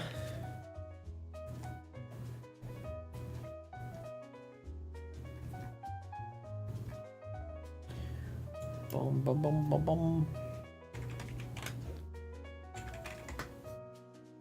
I did mention this earlier, but I'll mention it again. The video Monday, so look out Monday for the video around noon. That video is going to be going over whether or not the store space has been profitable the first 6 months of the year. So if you guys are interested more in the store space that I have, I'll be covering more of that. What's been selling, if it's been profitable, what percentage of sales is a particular thing. So I cover what percentage of sales is Japanese booster boxes, what percentage of sales is English singles, all that type of stuff. Should be good information for people who are interested in the store space and how that's been going. Japanese. 780, 5, 612, 7, 5. That's LP near mint. I'll probably do 7 on this one as well. That's 5 as well. Why are there 5 and almost 8? I don't like that. Should we do 6? Let's do 6. 6.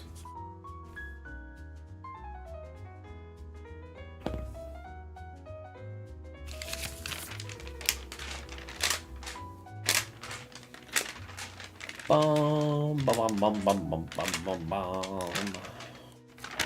Sometimes the Sharpie doesn't dry right away, which doesn't really help. We've got a few Charmanders.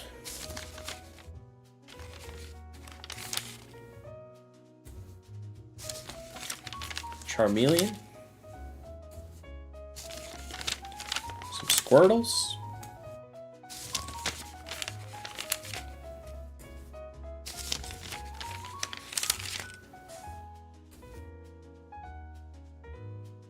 Bum, bum, bum, bum, bum. Let's see. So the 27th will be the next trivia show. I mentioned it already, but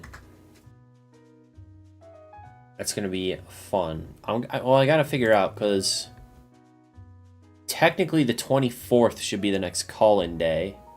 And then the 27th would be the next trivia show. That'd be a hefty weekend. Or a hefty week for lives. What's up, Dan? How's it going? Next week, probably do another one of these type of lives on Wednesday. And then the 24th, we might do another call-in. And then Saturday the 27th, we'll be doing the trivia show. So, and then the weekend after that is Collecticon. Interesting. See you later, Navi Station. Thanks for hopping in and hanging out. Appreciate it. Hope you have a good one. Later, dude. Dan, how are you tonight? You just chilling out? Got $5 on War Turtle. $4 on War Turtle. $5. We got $5. We're going $5. Screw it. We got $5. Oh, I got new hubcaps for my car. One of my hubcaps fell off a few weeks ago. So, I had to get new hubcaps. So I replaced those today. I'm not color coding. I'm not doing the color coding like I thought I was going to be doing. I probably should be doing that, but instead we're being an idiot and we're just pricing every card individually because we are super smart. You're buying a grill. Nice. Let's go. I wish I could have a grill. I can't have a grill at my apartment complex. I have to pull the grill like 15 feet away from the building. Before I grill anything, if I want to grill something. So it's like, why have a grill? Why have a grill then if every time I use it, I have to pull it away from the building, literally 15 feet before I can grill anything? So we do not have a grill. Even though I would really like to have a grill. Are these all individual? These are all the individual ones, right? I have a stack of individual cards. Okay, this stack is all individual. Don't get Dan started on smoking and grilling. Well, I would definitely be into smoking if I had like a home, like a house. I would definitely be into smoking, but unfortunately, we're still doing the apartment life, so can't really do any smoking or grilling without getting people angry at me.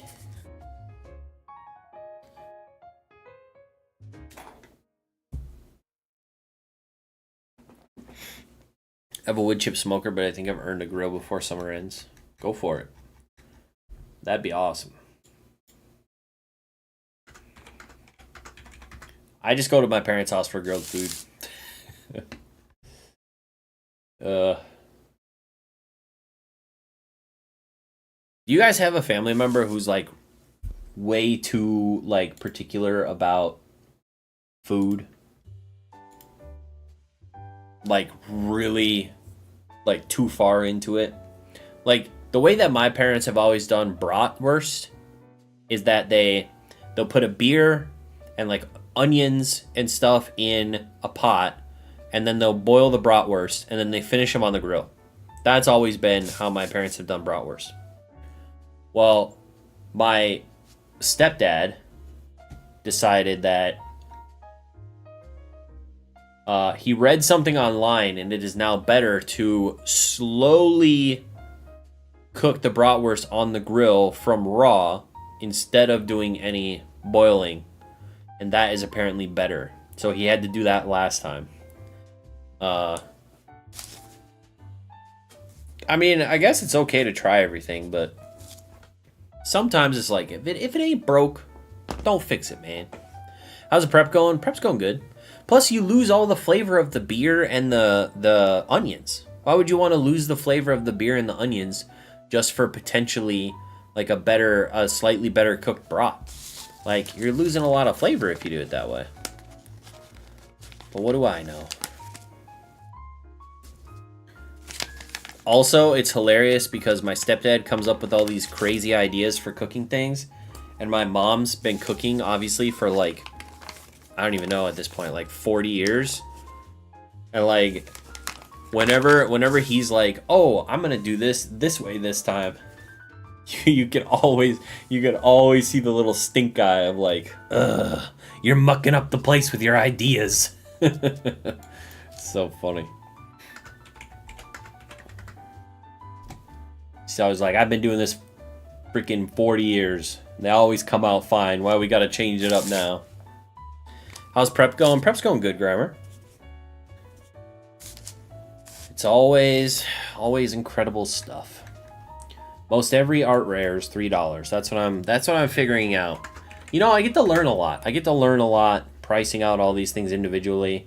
Basically, what I've learned tonight is every art rare, every like generic Pokemon art rare is $3. So that's what I learned. In case you guys need to know any information from tonight's stream, if you're ever sourcing art rares, they pretty much sell on eBay for $3. That's pretty much it. That's pretty much it. Not too much else going on in this realm.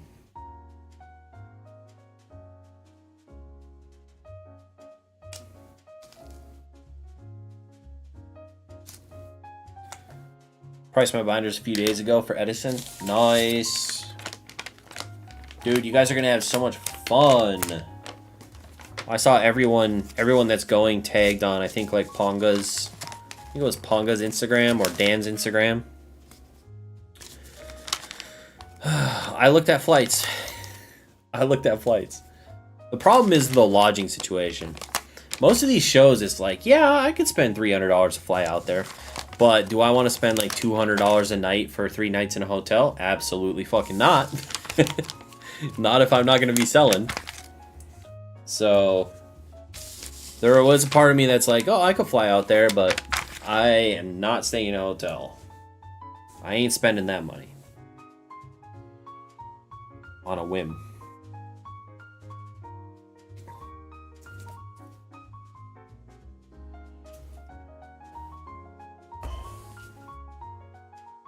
That venue looks like a retired asylum in Edison. Oh boy. That's not a glowing endorsement. I think there were some people looking to share a room in the Discord.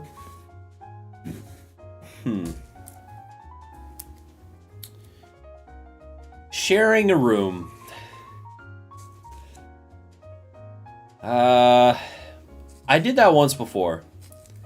And it was a fine experience, but I'm not sure that I would want to do it again if I had the choice. If I had to pay a little bit more. I'm not sure that sharing a room is for me.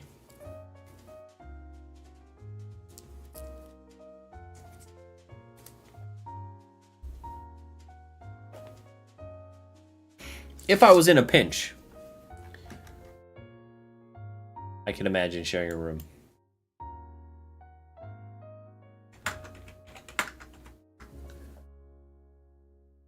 Alright, what do we got? Gloom.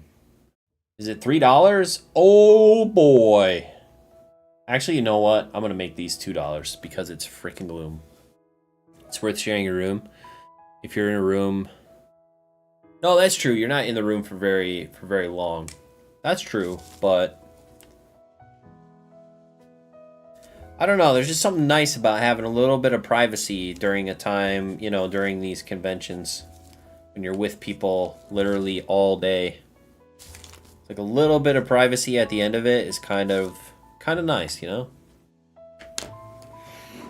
Ugh.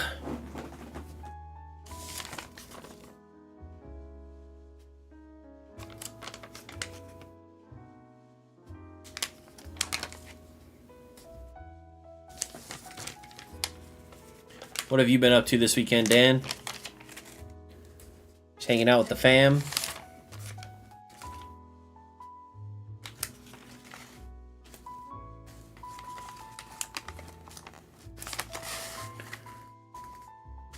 Airbnb is the play now. I'm actually staying at an Airbnb in Charlotte. I think Airbnbs are fine. For Card Party, it was a little annoying because, like, I think if you're gonna do an Airbnb, it makes sense to try to be at the hotel as much as possible, even if, like, a lot of people are staying at the Airbnb, because a lot of people are also gonna stay in the recommended hotel, and if you choose to, like, split up or, like, I just feel like the hotel should always be, like, the spot, you know, like, the spot to be. And I'm doing an Airbnb for Charlotte because it's a 5-minute drive from the hotel and I get my own room. So those were the two stipulations. When Hoodoo reached out to me, he was like, or Ben, I guess. When Ben reached out to me, he was like, hey, do you want to stay in an Airbnb? And I told him, I was like, it's got to be as close to the hotel as possible and I want my own room. And he was like, it's a 5-bedroom place. There's 5 of us staying there. And it's 5 minutes from the hotel. And I was like, all right, cool. Cool. That sounds good to me.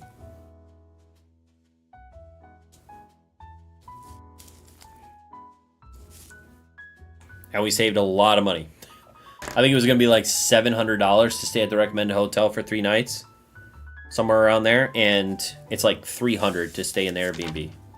So it's definitely definitely nice. $250 or something like that. I don't know. It was way cheaper. Benji's great to share a place with. Yeah, I think it's going to be me, Benji, oh man, what's that guy's name? He's a young guy. He's a real tall young guy. Frick, I can't think of his name. And then Larry's staying there, and I think Jake and his girlfriend are staying there. He's a real young guy who does a lot of these shows. He's a taller guy. He's got a particular name. I can't think of it, though. Ugh. I don't know.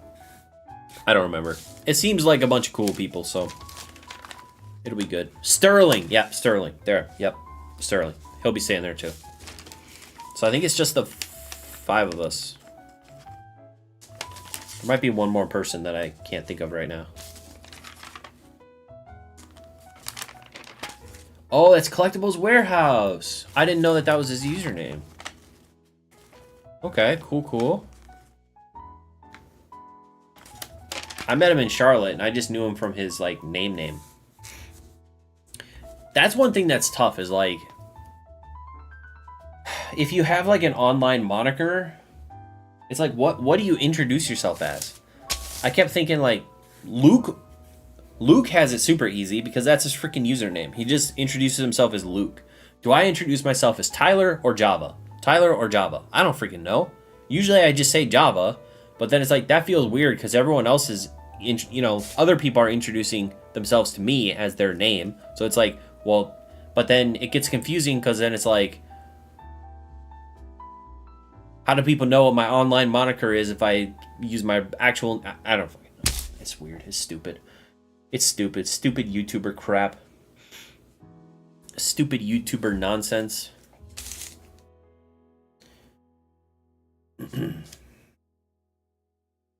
So what's the over-under on Dan getting yelled at in Charlotte for having catch 'em all in his name?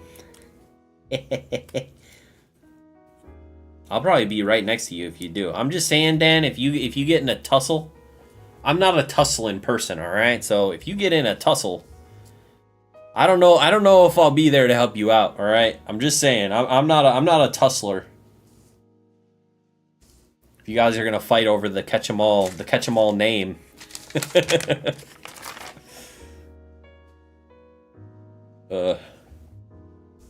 I'm not a tussling person. Well, I'll be the referee. I'll sell tickets. Front row seat. Nah, I think that guy just made himself look like an idiot, really. I mean, like, if anyone owns the moniker, it's freaking Pokemon. It's not some random vendor. Like, just kind of ridiculous, right?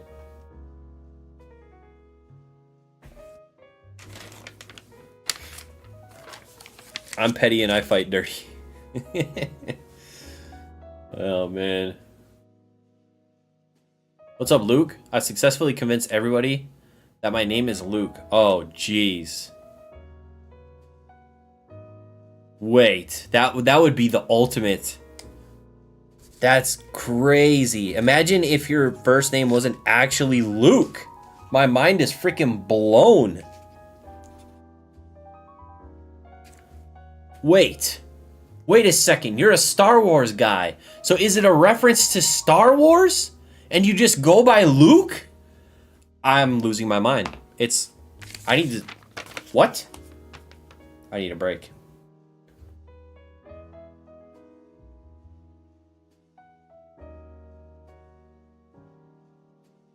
Alvin can be... What? Bro, that's actually wild. That would be crazy. If your name wasn't actually Luke. It's actually kind of funny because my brother's name is Luke.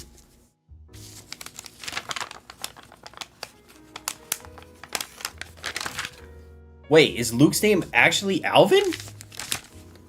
No shot.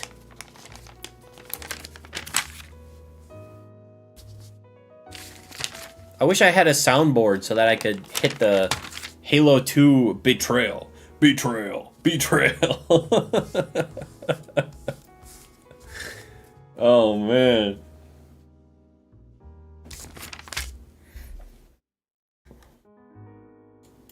That's crazy.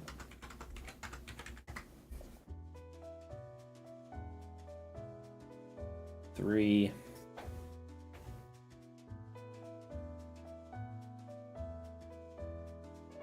Java going to be shocked to learn my first name isn't Mr. Oh, man. Charlotte's going to be crazy. There's so much, like, extracurricular shit happening. Like, I think... does anyone know if Pokemon Wonder is still having that get-together on Sunday? I haven't heard anything. Maybe I got de-invited. Maybe I got delisted from the event. He did invite me, though. I just don't know. I haven't heard whether or not that's still happening. Has anyone else heard if that's still happening?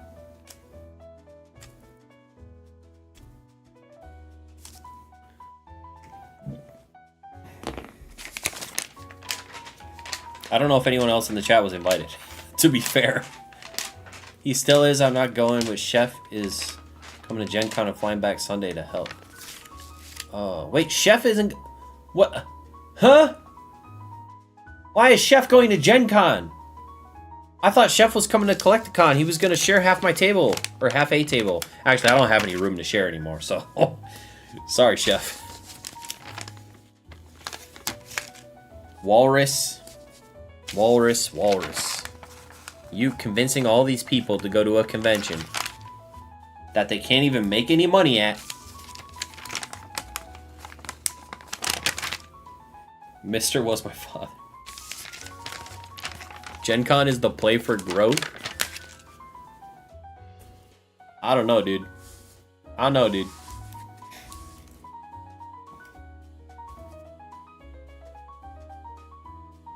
I mean, to be fair, you guys have all, like, the eBay hookups and stuff, so there probably is quite a bit there. Isn't Nick doing some, like, special eBay thing at Gen Con? Like a eBay... some sort of eBay marketing thing?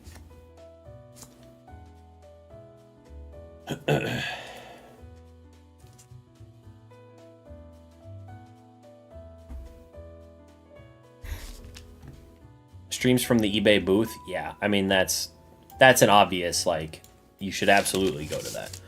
eBay better be covering his stuff, though.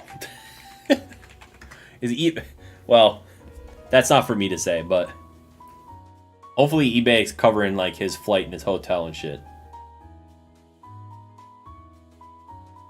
Let's see, 4...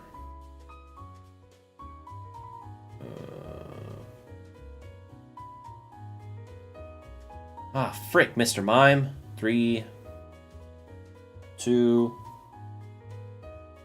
I need to write fucking Japanese in here. 3... I think this is gonna be 3. Let me tell. eBay's doing a better perk than that. Whoa.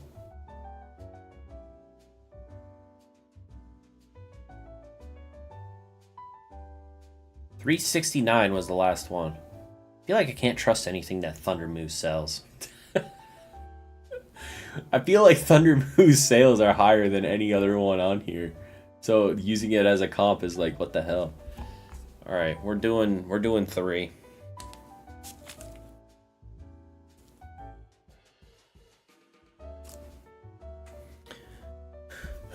No, that's awesome that eBay is getting some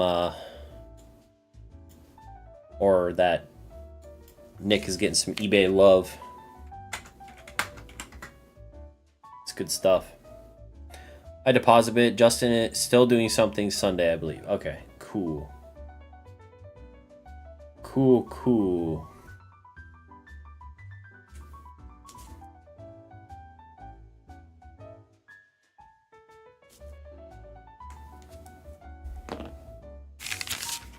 Yeah, we got a lot going on that weekend then. Got a lot going on that weekend. Part of me is like, man, should I try and get there Thursday night? But I'll just get up at like 5. And then I'll just get up at like 5 and try and get there early. Try and get there at like 8 in the morning. I don't know if I can check into the Airbnb at 8 in the morning. Probably not, right? I don't know when everyone else is going to check in the Airbnb.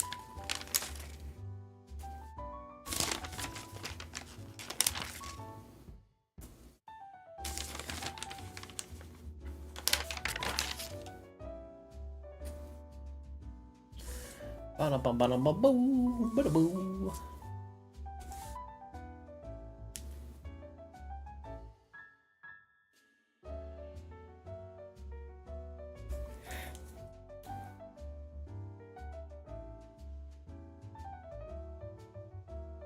make for a calm dinner Thursday, yeah.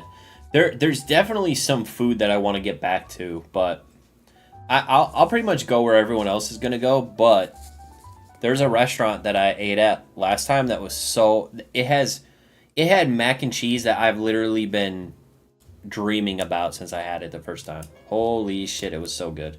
And I sat outside. Sitting outside that day was really nice too, because it was actually pretty nice outside. There was a homeless guy asking me for food, which is a little not pleasant, but it was like a southern dining restaurant, and the mac and cheese was freaking insane. It was so good. It was so stinking good. So I might have to find my way over there again at some point. It's not a very big place though, so I don't really think it would be a place that we'd be able to bring like a bunch of people to. But it was good as shit. It was that homemade mac, you know? The good stuff. With the crispy bits. Mmm.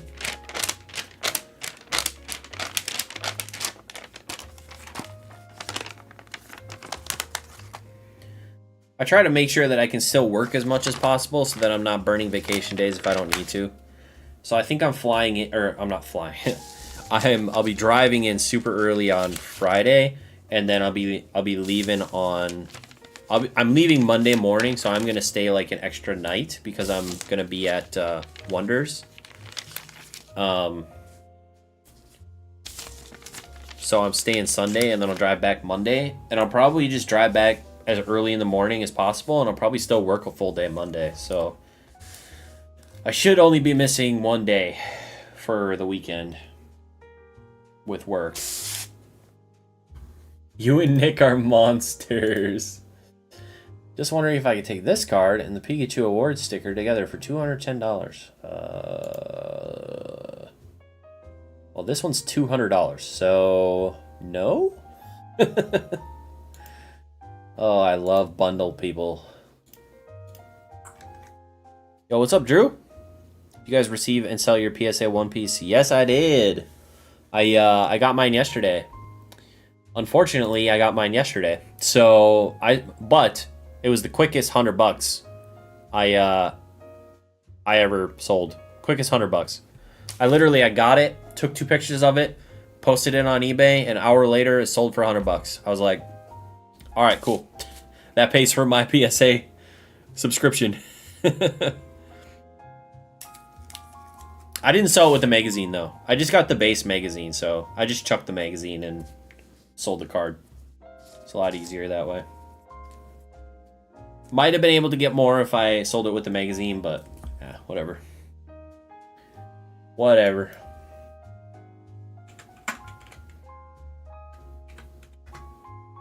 I still have the I still have the Lorcana serialized magazine. Let me show you guys. I think it's out of 100. There's out of 100 ones and then out of 1,000 ones, right? Ugh. Oh, it's out of 500. This one's out of 500. I got the Lorcana 477 out of 500 PSA magazine. I kind of want to send it to CGC. I kind of really want to send it to CGC. But get it graded. It's been under some books for, or some binders actually, for a good, like, couple weeks. For like a month now. Ugh. Because they shoved it in my mailbox and they got it all freaking bent up. Not very optimal of me. Oh, why does he have 2 PSA accounts? Well, it's almost profitable to have 2 PSA accounts nowadays. That's freaking weird, but it's true.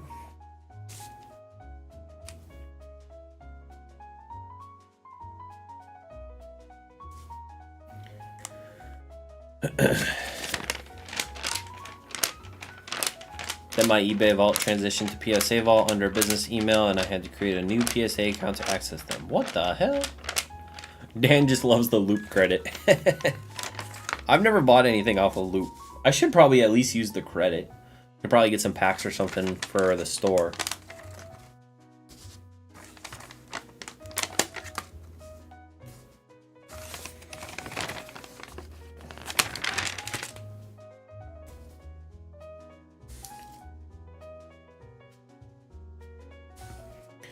I'm trying to teach myself to stay up a little later. And I quote-unquote rested my eyes earlier today. But we are getting there. We're close. We are close. Starting to get a little tired. What is happening here? Are there 2? Some of these cards are double sleeved and it keeps making me think there's more cards. These cards are really nice looking. These Deerling and Sawsbucks. Man, I really like how colorful they are. Very pretty cards. Maya, Suzumu Maya. Really good looking. Why not just make a ton of 3 stickers and 4s and 5s instead of having to pick up the marker every time?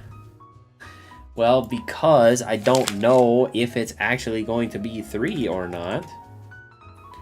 But I know what you're saying. I should probably just make, like... Why are you smart? Why am I not smart? See, these are the questions I ask myself. Why am I not as smart as you guys? Why are you guys so freaking genius? That would be a good idea. I should probably just do a full sheet of 3 and just 3, and then just do, yeah. That would be smart. But am I smart? Nah.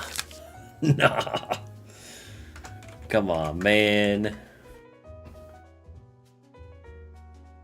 3. How is this card not 4? Okay, it's beautiful. It's gorgeous. How is this card not $4? I feel like it should be. It's gorgeous. It's beautiful. I don't like to brag, but I have at least double-digit IQ. Well, that's good. At least double-digit. Possibly even triple-digit. Holy. Is this one 4? Nope. 3.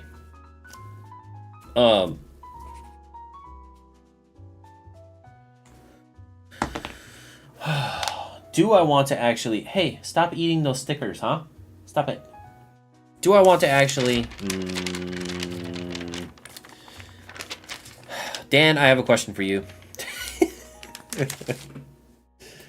Dan, I have a question for you. If he's still here. I don't know if he's still here or not. I have a question. And Luke, actually. Luke, you also make content. So do you guys ever get comments where you're like, I really want to address that, but I don't really want to write what I want back to this person because I feel like I wanna like talk about it, but then you go to talk about it and you're like, nah, it's not worth it. It's not worth it. But I really want to talk about it. I got a comment today about that live stream the other day that I really want to talk about, but then I'm like, it's not worth it, man. It's not worth it. You're just treading old ground. If you keep talking about the same shit over and over again, you're just treading old ground. You should, you know, move on to a different topic. You already said your piece. The thing is like, when I feel like when I feel like the person who commenting doesn't fully understand what I'm trying to say, then I want to address it to make sure that people understand what I'm trying to say. But at the same time, it's probably just one person that doesn't understand what I'm trying to say. So is it really that important to address it? But it makes me think that maybe the majority of people don't understand what I'm saying, and I need to clarify. You know what I'm saying? Am I losing my mind? Am I losing it? I'm losing it. Cat, look at all this that's happening up here. Do you really think there's enough room for you? She's like, yeah. I'll just knock all this shit over. You can't fix it. It wasn't a troll comment. It was a legitimate comment. Make room. There's no room, Bubba. Here, I'll move that a little bit. You could sit there. Oh boy. Oh boy. This cat, man, I tell you. You want to talk about double-digit IQ? We can talk about single-digit IQ with this cat. I'm pretty sure she's rocking single-digit brain cells over here. She's not the brightest cat. She's the cutest cat. She is not the brightest cat, that's for sure. Alright, I'll read the comment. God damn it. Okay. Let me pull it up. Actually, there's two comments because he edited the comment. But he thought I couldn't see the edit. I could see the edit. Alright? I could see it. I can see it all. Okay. Here's the comment. Okay. Here's the comment. Here's the comment. Do you want to... No. I'll tell you the edit afterwards. Okay, here's the comment. I'm pretty sure you're a self-admitted Gen 1er, right? No offense, but y'all have been wrong about this throughout Pokemon history. I've heard people say this shit since Blaziken was revealed in 2003. LOL. Everything listed about battle styles applies to Twilight Masquerade, which is not true, but we can discuss that if we want, but whatever. Except introducing a new rarity. Greninja has consistently gotten more popular since its release. The trainers are popular. We've seen that trainers can be popular since Lilith. If you take a look at every Marnie full art card right now on TCG Player, the graph looks like this. This is a year ago. This is what Marnie's at now. Tanked in popularity since the new set's come out. Also, on the Magikarp point. Now, here's the one thing I can give you guys, okay? I probably underestimated the popularity of Magikarp, okay? I don't think it's on the level of popularity as like an S or A tier Pokemon, but when it comes to like commons and uncommons from, you know, the base set, it's probably up there in popularity. I'll give you that. It definitely had time to shine in the anime, and it sounds like a lot of people are able to sell Magikarps fairly regularly. So I probably underestimated the pull and the popularity of Magikarp as a Pokemon. I'll give you guys that, all right? Also on the Magikarp point, it's a chase because it's popular. Okay. It's a chase because it's rare. That's debatable, whether or not it's rare. Magikarp is both of these things. It's talked about all the time, and it requires hundreds of packs to pull. That doesn't mean that it's rare. It's not a valid chase, though. That's him quoting me. It's not a valid chase, though. Last, it says, if you want chase cards of Umbreon, Gyarados, Charizard, etc., that's fine. That doesn't make these new cards somehow worse. The entire hobby around you is enjoying these sets and chasing the cards and saying they're good, but your point is it's not good in the way I understand. This is a comment from the call-in show, yeah. So, okay, so now I'll give you the comment before it was edited. I have part of it, at least. So the first part of it, okay. So the part that he edited out was, you sound really old at the start of this live.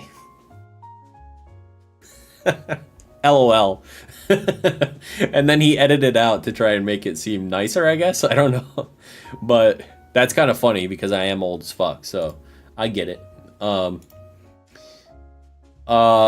yeah. So person is strawmanning? Yeah, for sure.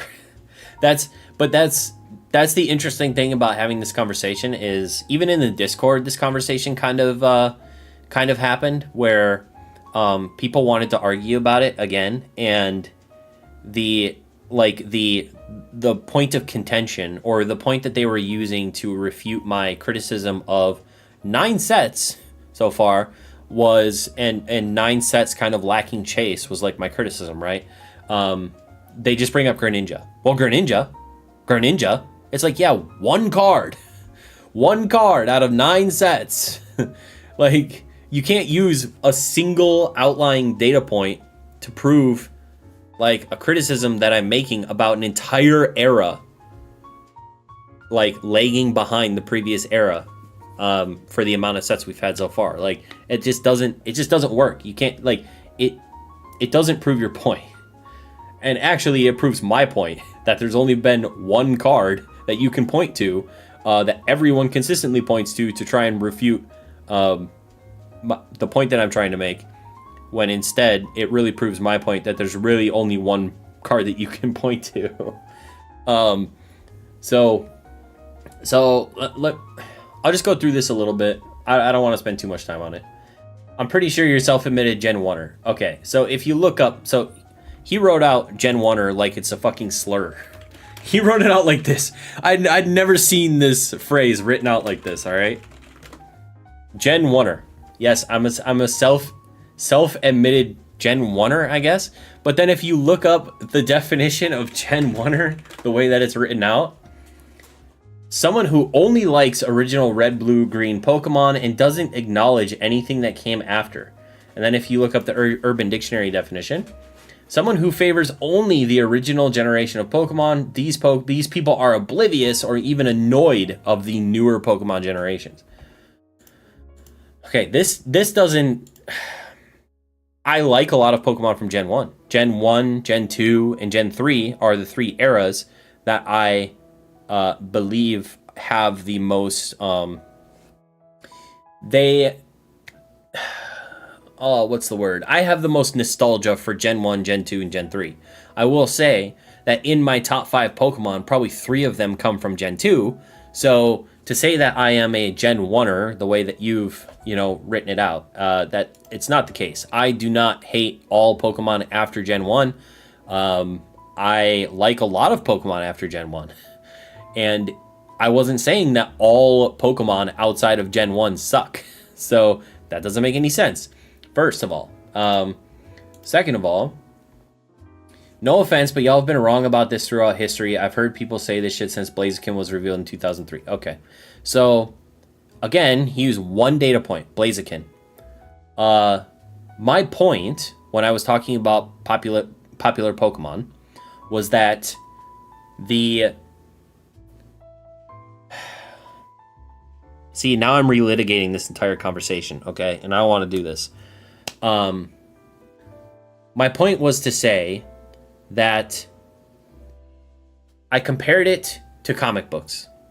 I said, if you look at comic books that have been around now for 70, 80 years, 90 years in some cases, the most popular characters are still the ones that came out in the 30s, 40s, and 50s, way before, right? Those are the most popular characters. Those are the characters that keep coming back, that they keep making movies out of, that they keep making video games out of, that they keep like referencing to stay relevant, are those characters, right? And they try to do other stuff like Blue Beetle and stuff like that that don't take off. And that's fine. They also do some stuff like Deadpool, who's a newer character that's taken off and is super popular. Like Wolverine, who's a newer character who's taken off and is super popular. So there are characters from other generations or other decades, newer decades, that have taken off and become super popular in their own right. But not a ton of characters. A ton of characters from that decade did not become like S tier characters. It's the same with Pokemon. There's a ton of Pokemon from Gen 1 that are very popular. There's less Pokemon in Gen 2 that are very popular. There's less than that Pokemon in Gen 3 that are very popular. There's less than that in Gen 4 that are really popular. There's less than that in Gen 5 that are really popular.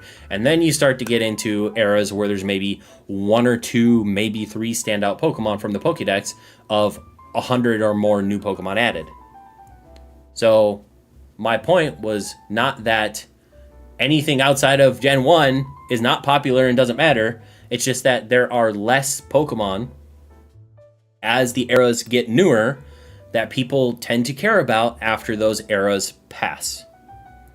So my point was basically that a lot of the newer Pokédex Pokemon are not going to matter as much as the earlier generations going into the future. Was the hypothesis. I could be totally wrong, but I think that if you look at comic books, I think it illustrates it pretty well. And if you look at the last 25 years of Pokemon, it illustrates it pretty well that that's going to be the case. That probably will be the case. I'm not going to say that's going to be the case. That probably will. So, saying that Blaziken is a popular Pokemon. I agree. Blaziken is a popular Pokemon. Now tell me, 20 other popular Pokemon from Gen 3 that are more popular or on the same tier as the 20 most popular Pokemon from Gen 1. You can't. It doesn't exist. It doesn't work. It doesn't work. So that doesn't work. You can choose an outlier, which I've already qualified for outliers. You can choose an outlier and try and make your point, but it doesn't work because I've already qualified for outliers. I've already said that outliers will exist as we progress, but it won't be as many as the original, couple generations. So again, that doesn't work. Everything listed about battle styles applies to Twilight Masquerade, except introducing a new rarity, which, okay, so not everything. Not everything applies. The new rarity portion of it is the biggest argument that I had. So removing literally the most influential thing about battle styles from the conversation, yeah, makes sense. If you remove literally the thing that separates it from, yeah, you can make your argument like that if you remove the element that makes my argument and makes it different. Greninja has consistently gotten more popular since its release. Yep, and I said Greninja is an outlier. Greninja is definitely very popular and will continue to be popular. He is an outlier from X and Y. There are not name 10 X and Y Pokemon that you would list in S tier popularity with the S tier of Gen 1. You can't. It's Greninja. That's it. Like, there might be a couple other ones. I can't think of any right now, but that's it. Like, you just can't. Trainers are popular. We've seen that trainers can be popular since Lily. Okay, Lily is popular. Lily, if you look at Lily cards, they do very well. If you look at Marnie cards, Marnie, the most popular trainer from Sword and Shield. Guess what? If you look at every Marnie full art in the last year, the graph is literally skyrocketing down to the floor. Because we've moved on to a new generation, and all of a sudden no one gives a shit about Marnie anymore. So that just makes sense. Let's see. So to say that all trainers are popular, again, you can look at the one data point Lily and say all trainers are popular, therefore trainers in these new sets are also popular and should be considered chases. That doesn't work. You're not qualifying it with enough examples. You're choosing outliers to try and make your point, and it doesn't work if you just choose one when I've already qualified for one. Magikarp, I already gave you guys. My bad. Clearly, Magikarp is more popular than I thought. Okay? There. I give it to you. You know what? Maybe I should be focusing more on Magikarp cards. Alright, I'll tell you. Okay. Magikarp is more popular than I originally thought. Alright? I still don't think it should be a chase. I think Magikarp... Okay. Magikarp can be a chase, but I think Magikarp being a chase just shows the lack of chase in that particular set. Because Magikarp, again, I wouldn't put Magikarp... Okay, so I had Magikarp at maybe a high C, low B in terms of popularity. Let's move it up now to a high B, low A. There's still a ton of Pokemon more popular than Magikarp. Magikarp is not up there with freaking Charizard, Mew, Mewtwo, other Pokemon from, Gen 2, Umbreon, Espeon, all that stuff. He's not up there, but okay, he's higher than I thought. All right, my bad. Let's see, what else? So I'll give you that. Magikarp is more popular than I originally thought. I will move him up a tier in my mind and think about him that way. My B. If you want chase cards, Umbreon, Gyarados, Charizard, etc., that's fine. That doesn't make the new cards somehow worse. I never said that they were worse. I just said that they have less popular Pokemon on them. I never said that they were worse. I love the artwork. I think it's great. I think the direction that they're going with all the full arts and the beautiful artworks, I love it. It's fantastic. It's great for the hobby. The entire hobby around you is enjoying these sets and chasing these cards and saying they're good, but your point is it's not good in a way that I understand. Again, I never said that Scarlet and Violet was not good. Never.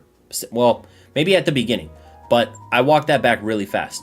Scarlet and Violet is not a bad era so far. It's not. It's lagging behind Sword and Shield. That's all I said. It's lagging behind Sword and Shield. Again, I will say, the 9th set in Sword and Shield was, guess what? Evolving Skies. So by the time that we got around to the 9th set in Sword and Shield, we were at Evolving Skies. The most popular set probably in the last, 3 eras. Probably even more than that. Probably the most popular set since, I don't even know. Really popular set, right? By that time, we had three sets with a brand new rarity that everyone was super excited about, and each of those sets had A to S tier chases in them. We haven't seen that yet in Scarlet and Violet. We just haven't. So we can quibble about, popularity, but it's just not it. It's not it. Let's see. I'm not telling anyone to not enjoy Scarlet and Violet. I'm not saying that Scarlet and Violet era is bad. I am just saying that Scarlet and Violet era so far is lagging behind where we were at the same point in time, at the same amount of sets of Sword and Shield. In terms of popular chases. In terms of chase in general. So, that was my point. That's the best that I can make that point. People can continue to argue with me about it. That's totally fine. You're entitled to your own opinion. But I disagree. And I think that I've made a good case here. And you can find all the outliers to try and, find one single point to say that there is chase. That, fucking, oh, well, Greninja's expensive, therefore you're wrong. It's just not how it is. It's not how it is. Yeah, I mean, I've seen that. Greninja, Lucario, Charizard, Sylveon, Rayquaza, Gengar, Dragapult. Yeah, Gardevoir, Garchomp, Umbreon. Yeah, that's not surprising.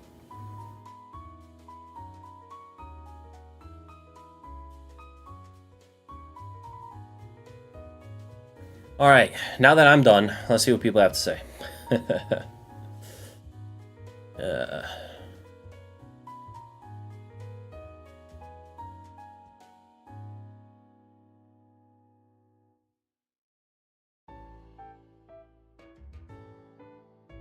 Gen 4 saved Gen 2.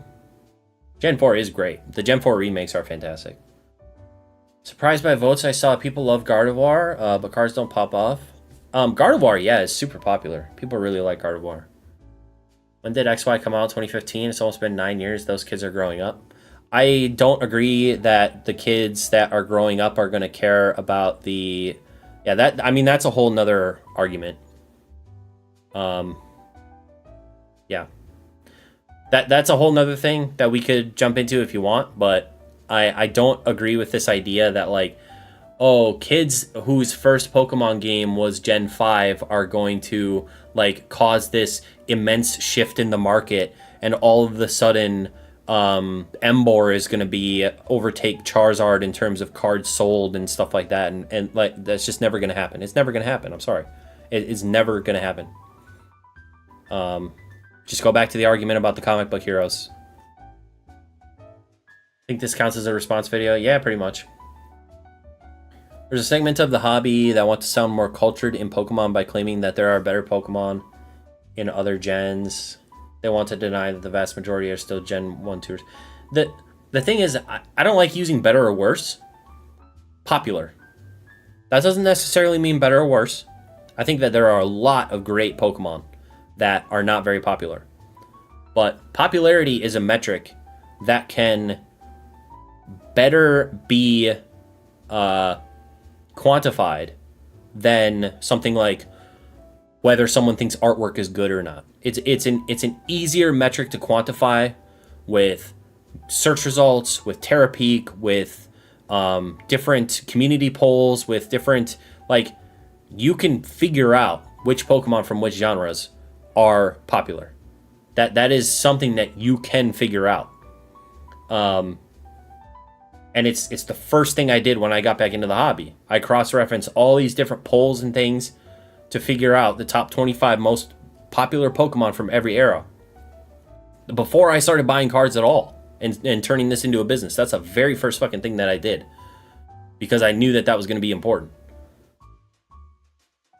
And it's more of a quantifiable statistic than whether or not the art is good, which is way more subjective. Let's see. It's a fascinating conversation that no Pokemon has surpassed Charizard or Pikachu. I don't know if it will or how long they'll ever be passed. I don't think they will, personally. Personally, I think the first half of Scarlet and Violet mops the floor with the first half of Sword and Shield. That's fine. You can think that. That doesn't change my argument, but you can think that for sure. I'm glad you're enjoying Scarlet and Violet. I am also enjoying Scarlet and Violet. I think your comic book character example is a good one. I personally think so too. Pokemon's finally giving other Pokemon the spotlight, and it's a good thing. Finally, it's not all Charizards. That's fine. But the fact is if they want to stay relevant, and if they want to stay selling sets, and if they want to stay making money, they're going to focus on the most popular Pokemon.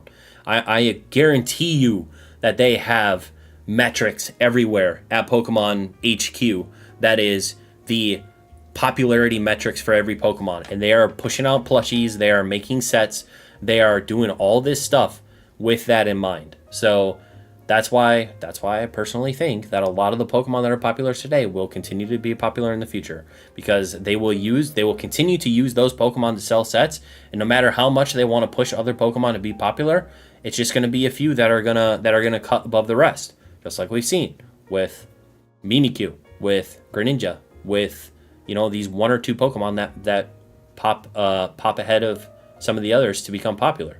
You're not gonna find 25 Sword and Shield Pokemon in 20 years that are going to be more popular than the 25 most popular Gen 1 Pokemon. You just won't. It's not going to happen. I 100% believe that.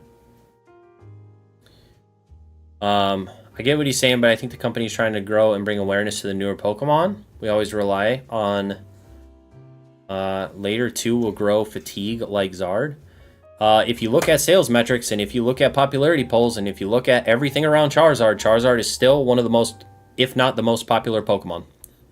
So we can say that there's fatigue around it because people on Twitter like to complain about too many Charizards or whatever, but it's just not true. Charizard is still one of the most, if not the most popular Pokemon.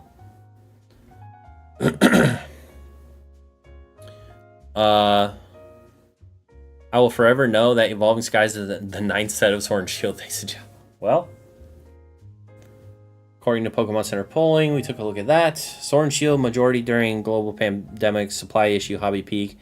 If gens were reversed, we'd be complaining Sword and Shield is slow compared to SV. Well, yeah. Of course we would. Because we now have art rares and alternate arts and all that stuff. If all of a sudden Pokemon went all the way back to only rainbow rares and like the rarities that aren't included now, yeah, we would think it was a huge step back. Like, I don't think that's a very good argument. If that poll was taken in 2020, does it take into account the flood of people who got back in the hobby sense? Probably not. But that's fine. This whole argument is chase, not quality artwork. Yeah, artwork doesn't matter at all. I agree that the artwork of Scarlet and Violet is better than the first half artwork of Sword and Shield, but ultimately that doesn't matter to my argument whatsoever. Gen 1 through 4 is peak. Gen 4, I would agree with that. I think 1 through 4 will... Well, even 4... Yeah, I would say 1 through 4. I think 4 has a lot of really popular Pokemon. Gen 4 had all the pre-Evos. Greninja will only grow in demand because those kids are getting older. Greninja also in Smash Bros. Weirdest thing about Charizard is how cheap the ult from Brilliant Stars is. Greninja is like the only starter I've liked since Gen 4. Yeah, I mean, Greninja is going to do well. It doesn't surprise me that Greninja is a chase. Greninja is very popular.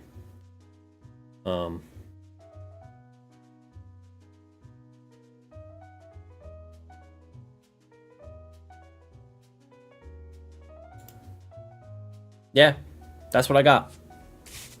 That's what I got.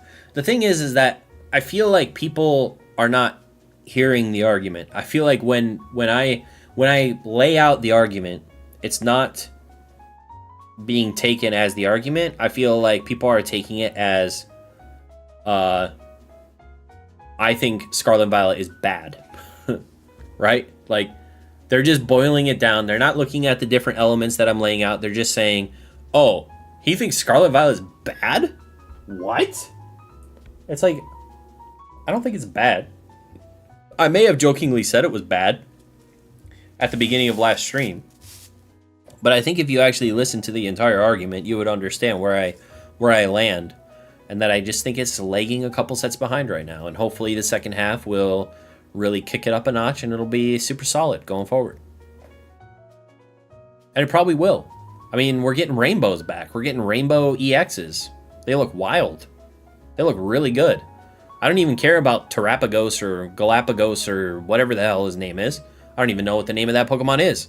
But I like what they're doing with the rainbow Terra EXs. It was pretty damn cool looking.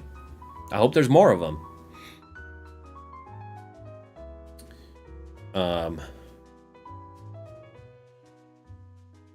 Ugh. It was a Japan-only poll, and they're obsessed with cute. True. Oh, man.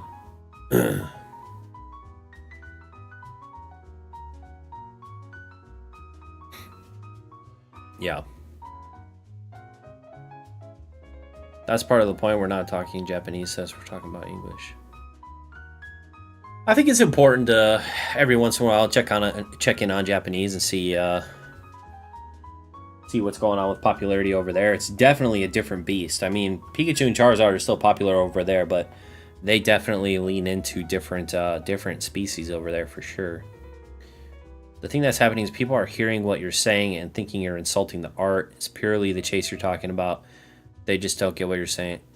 Yeah, I mean, a lot of times criticism just gets heard as like hate, like I'm just hating on something. I just hate Scarlet and Violet so far.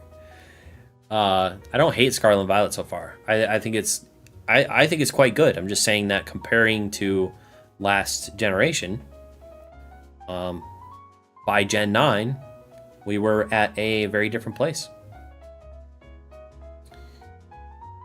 Greninja is not nearly as expensive in Japanese. last I checked. No, it's not. It's not nearly as expensive.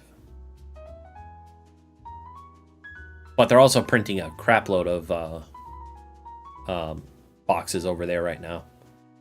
So it might be a bit easier to pull than in English. I have a Greninja right now.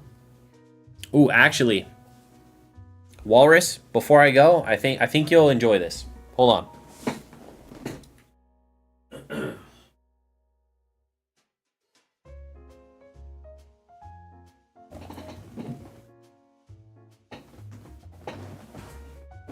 Ernie, I swear to God. Ernie, I swear to God. All right, I want to show you guys some cool shit. Don't be buying these, all right? These are my PC personal collection items, okay? But they're cool as hell, in my opinion. All right. These are, I hesitate to even show you guys, but I think that they're really cool. These are Nintendo 64 Pocket Battle Cards.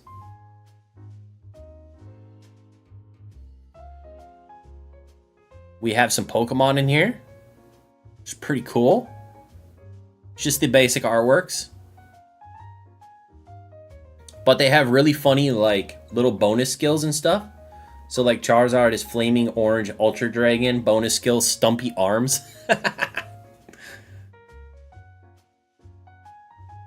Bonus skill, Stumpy Arms. We got Squirtle, water-based Pocket Cutie.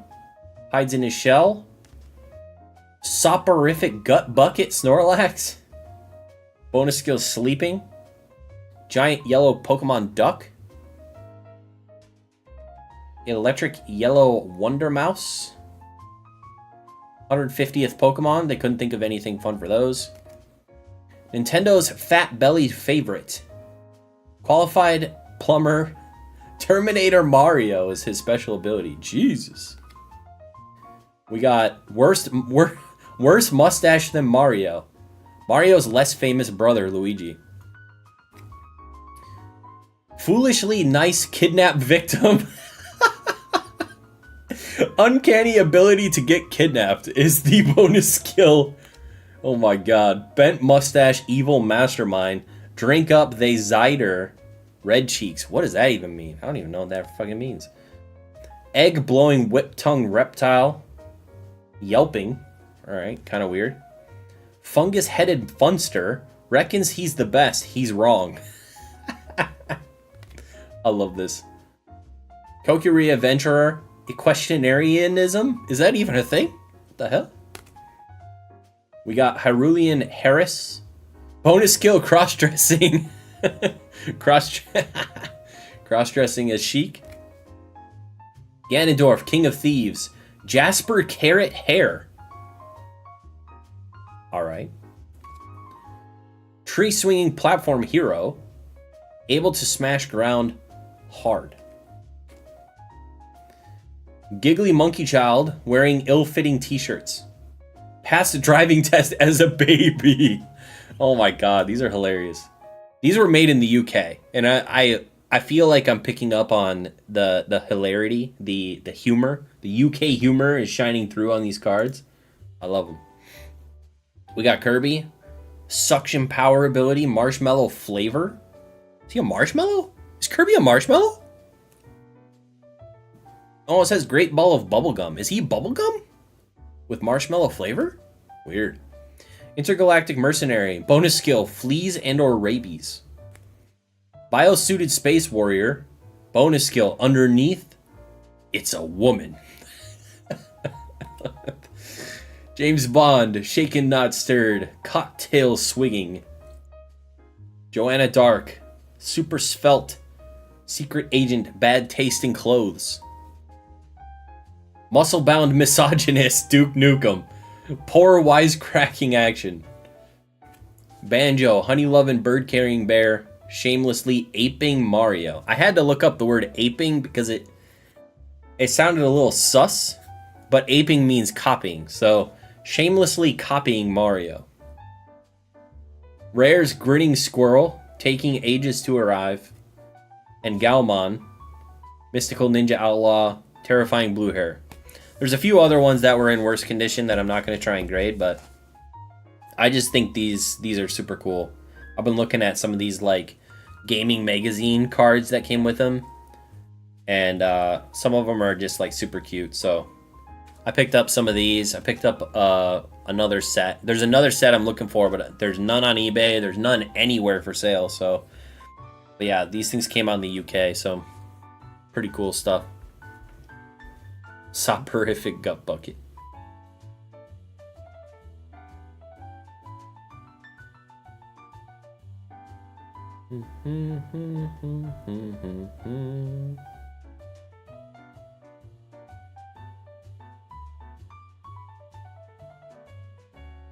But yeah, it's cool stuff. I like these little things. Oh, ant! He went for a run. Where'd he go? Oh, he's over there. All right, guys. Appreciate you guys being here. Thanks for hanging out. I hope you had a good time. I'm glad I was able to clear the air, although I'm sure that the person who made the comment probably isn't here. But yeah, grade the ant.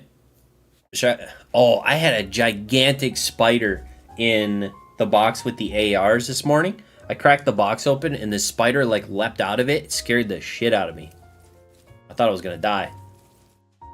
But yeah, I gotta price all these other ARs. I'm sure they're all $3 a piece, but we'll see. We'll see how it goes. Yeah, I hope you guys have a good night. Kind of just a chill, you know, a chill night. But thanks for stopping by, and I'm sure we'll see you again soon. Reminder that Monday, the video is going to be whether or not the store is profiting. So if you have questions about the store, hopefully I answer them in the video. I recorded it this morning. We'll be editing it tomorrow and get it out Monday. All about the store and what I sell there, and what percentage of sales is certain things, and whether or not it's in the profit right now, and all sorts of fun stuff. So that'll be the video Monday. And then Wednesday we'll probably do some sort of stream. Maybe I might do just a chill stream of pricing stuff because I still have so much more to do. But yeah, we'll just be hanging out. If you haven't seen the top 5 flips for June, it's what would you say, linked at the top of the chat. You can see that is my video. Go check that out. People have been enjoying those videos. I really enjoy making those videos. I hope that they are informative for you guys. And yeah, that's it. Hope you guys have a good one. Subscribe to everyone in the chat who has a channel. And we'll see you guys next time. Have a good one. Bye-bye.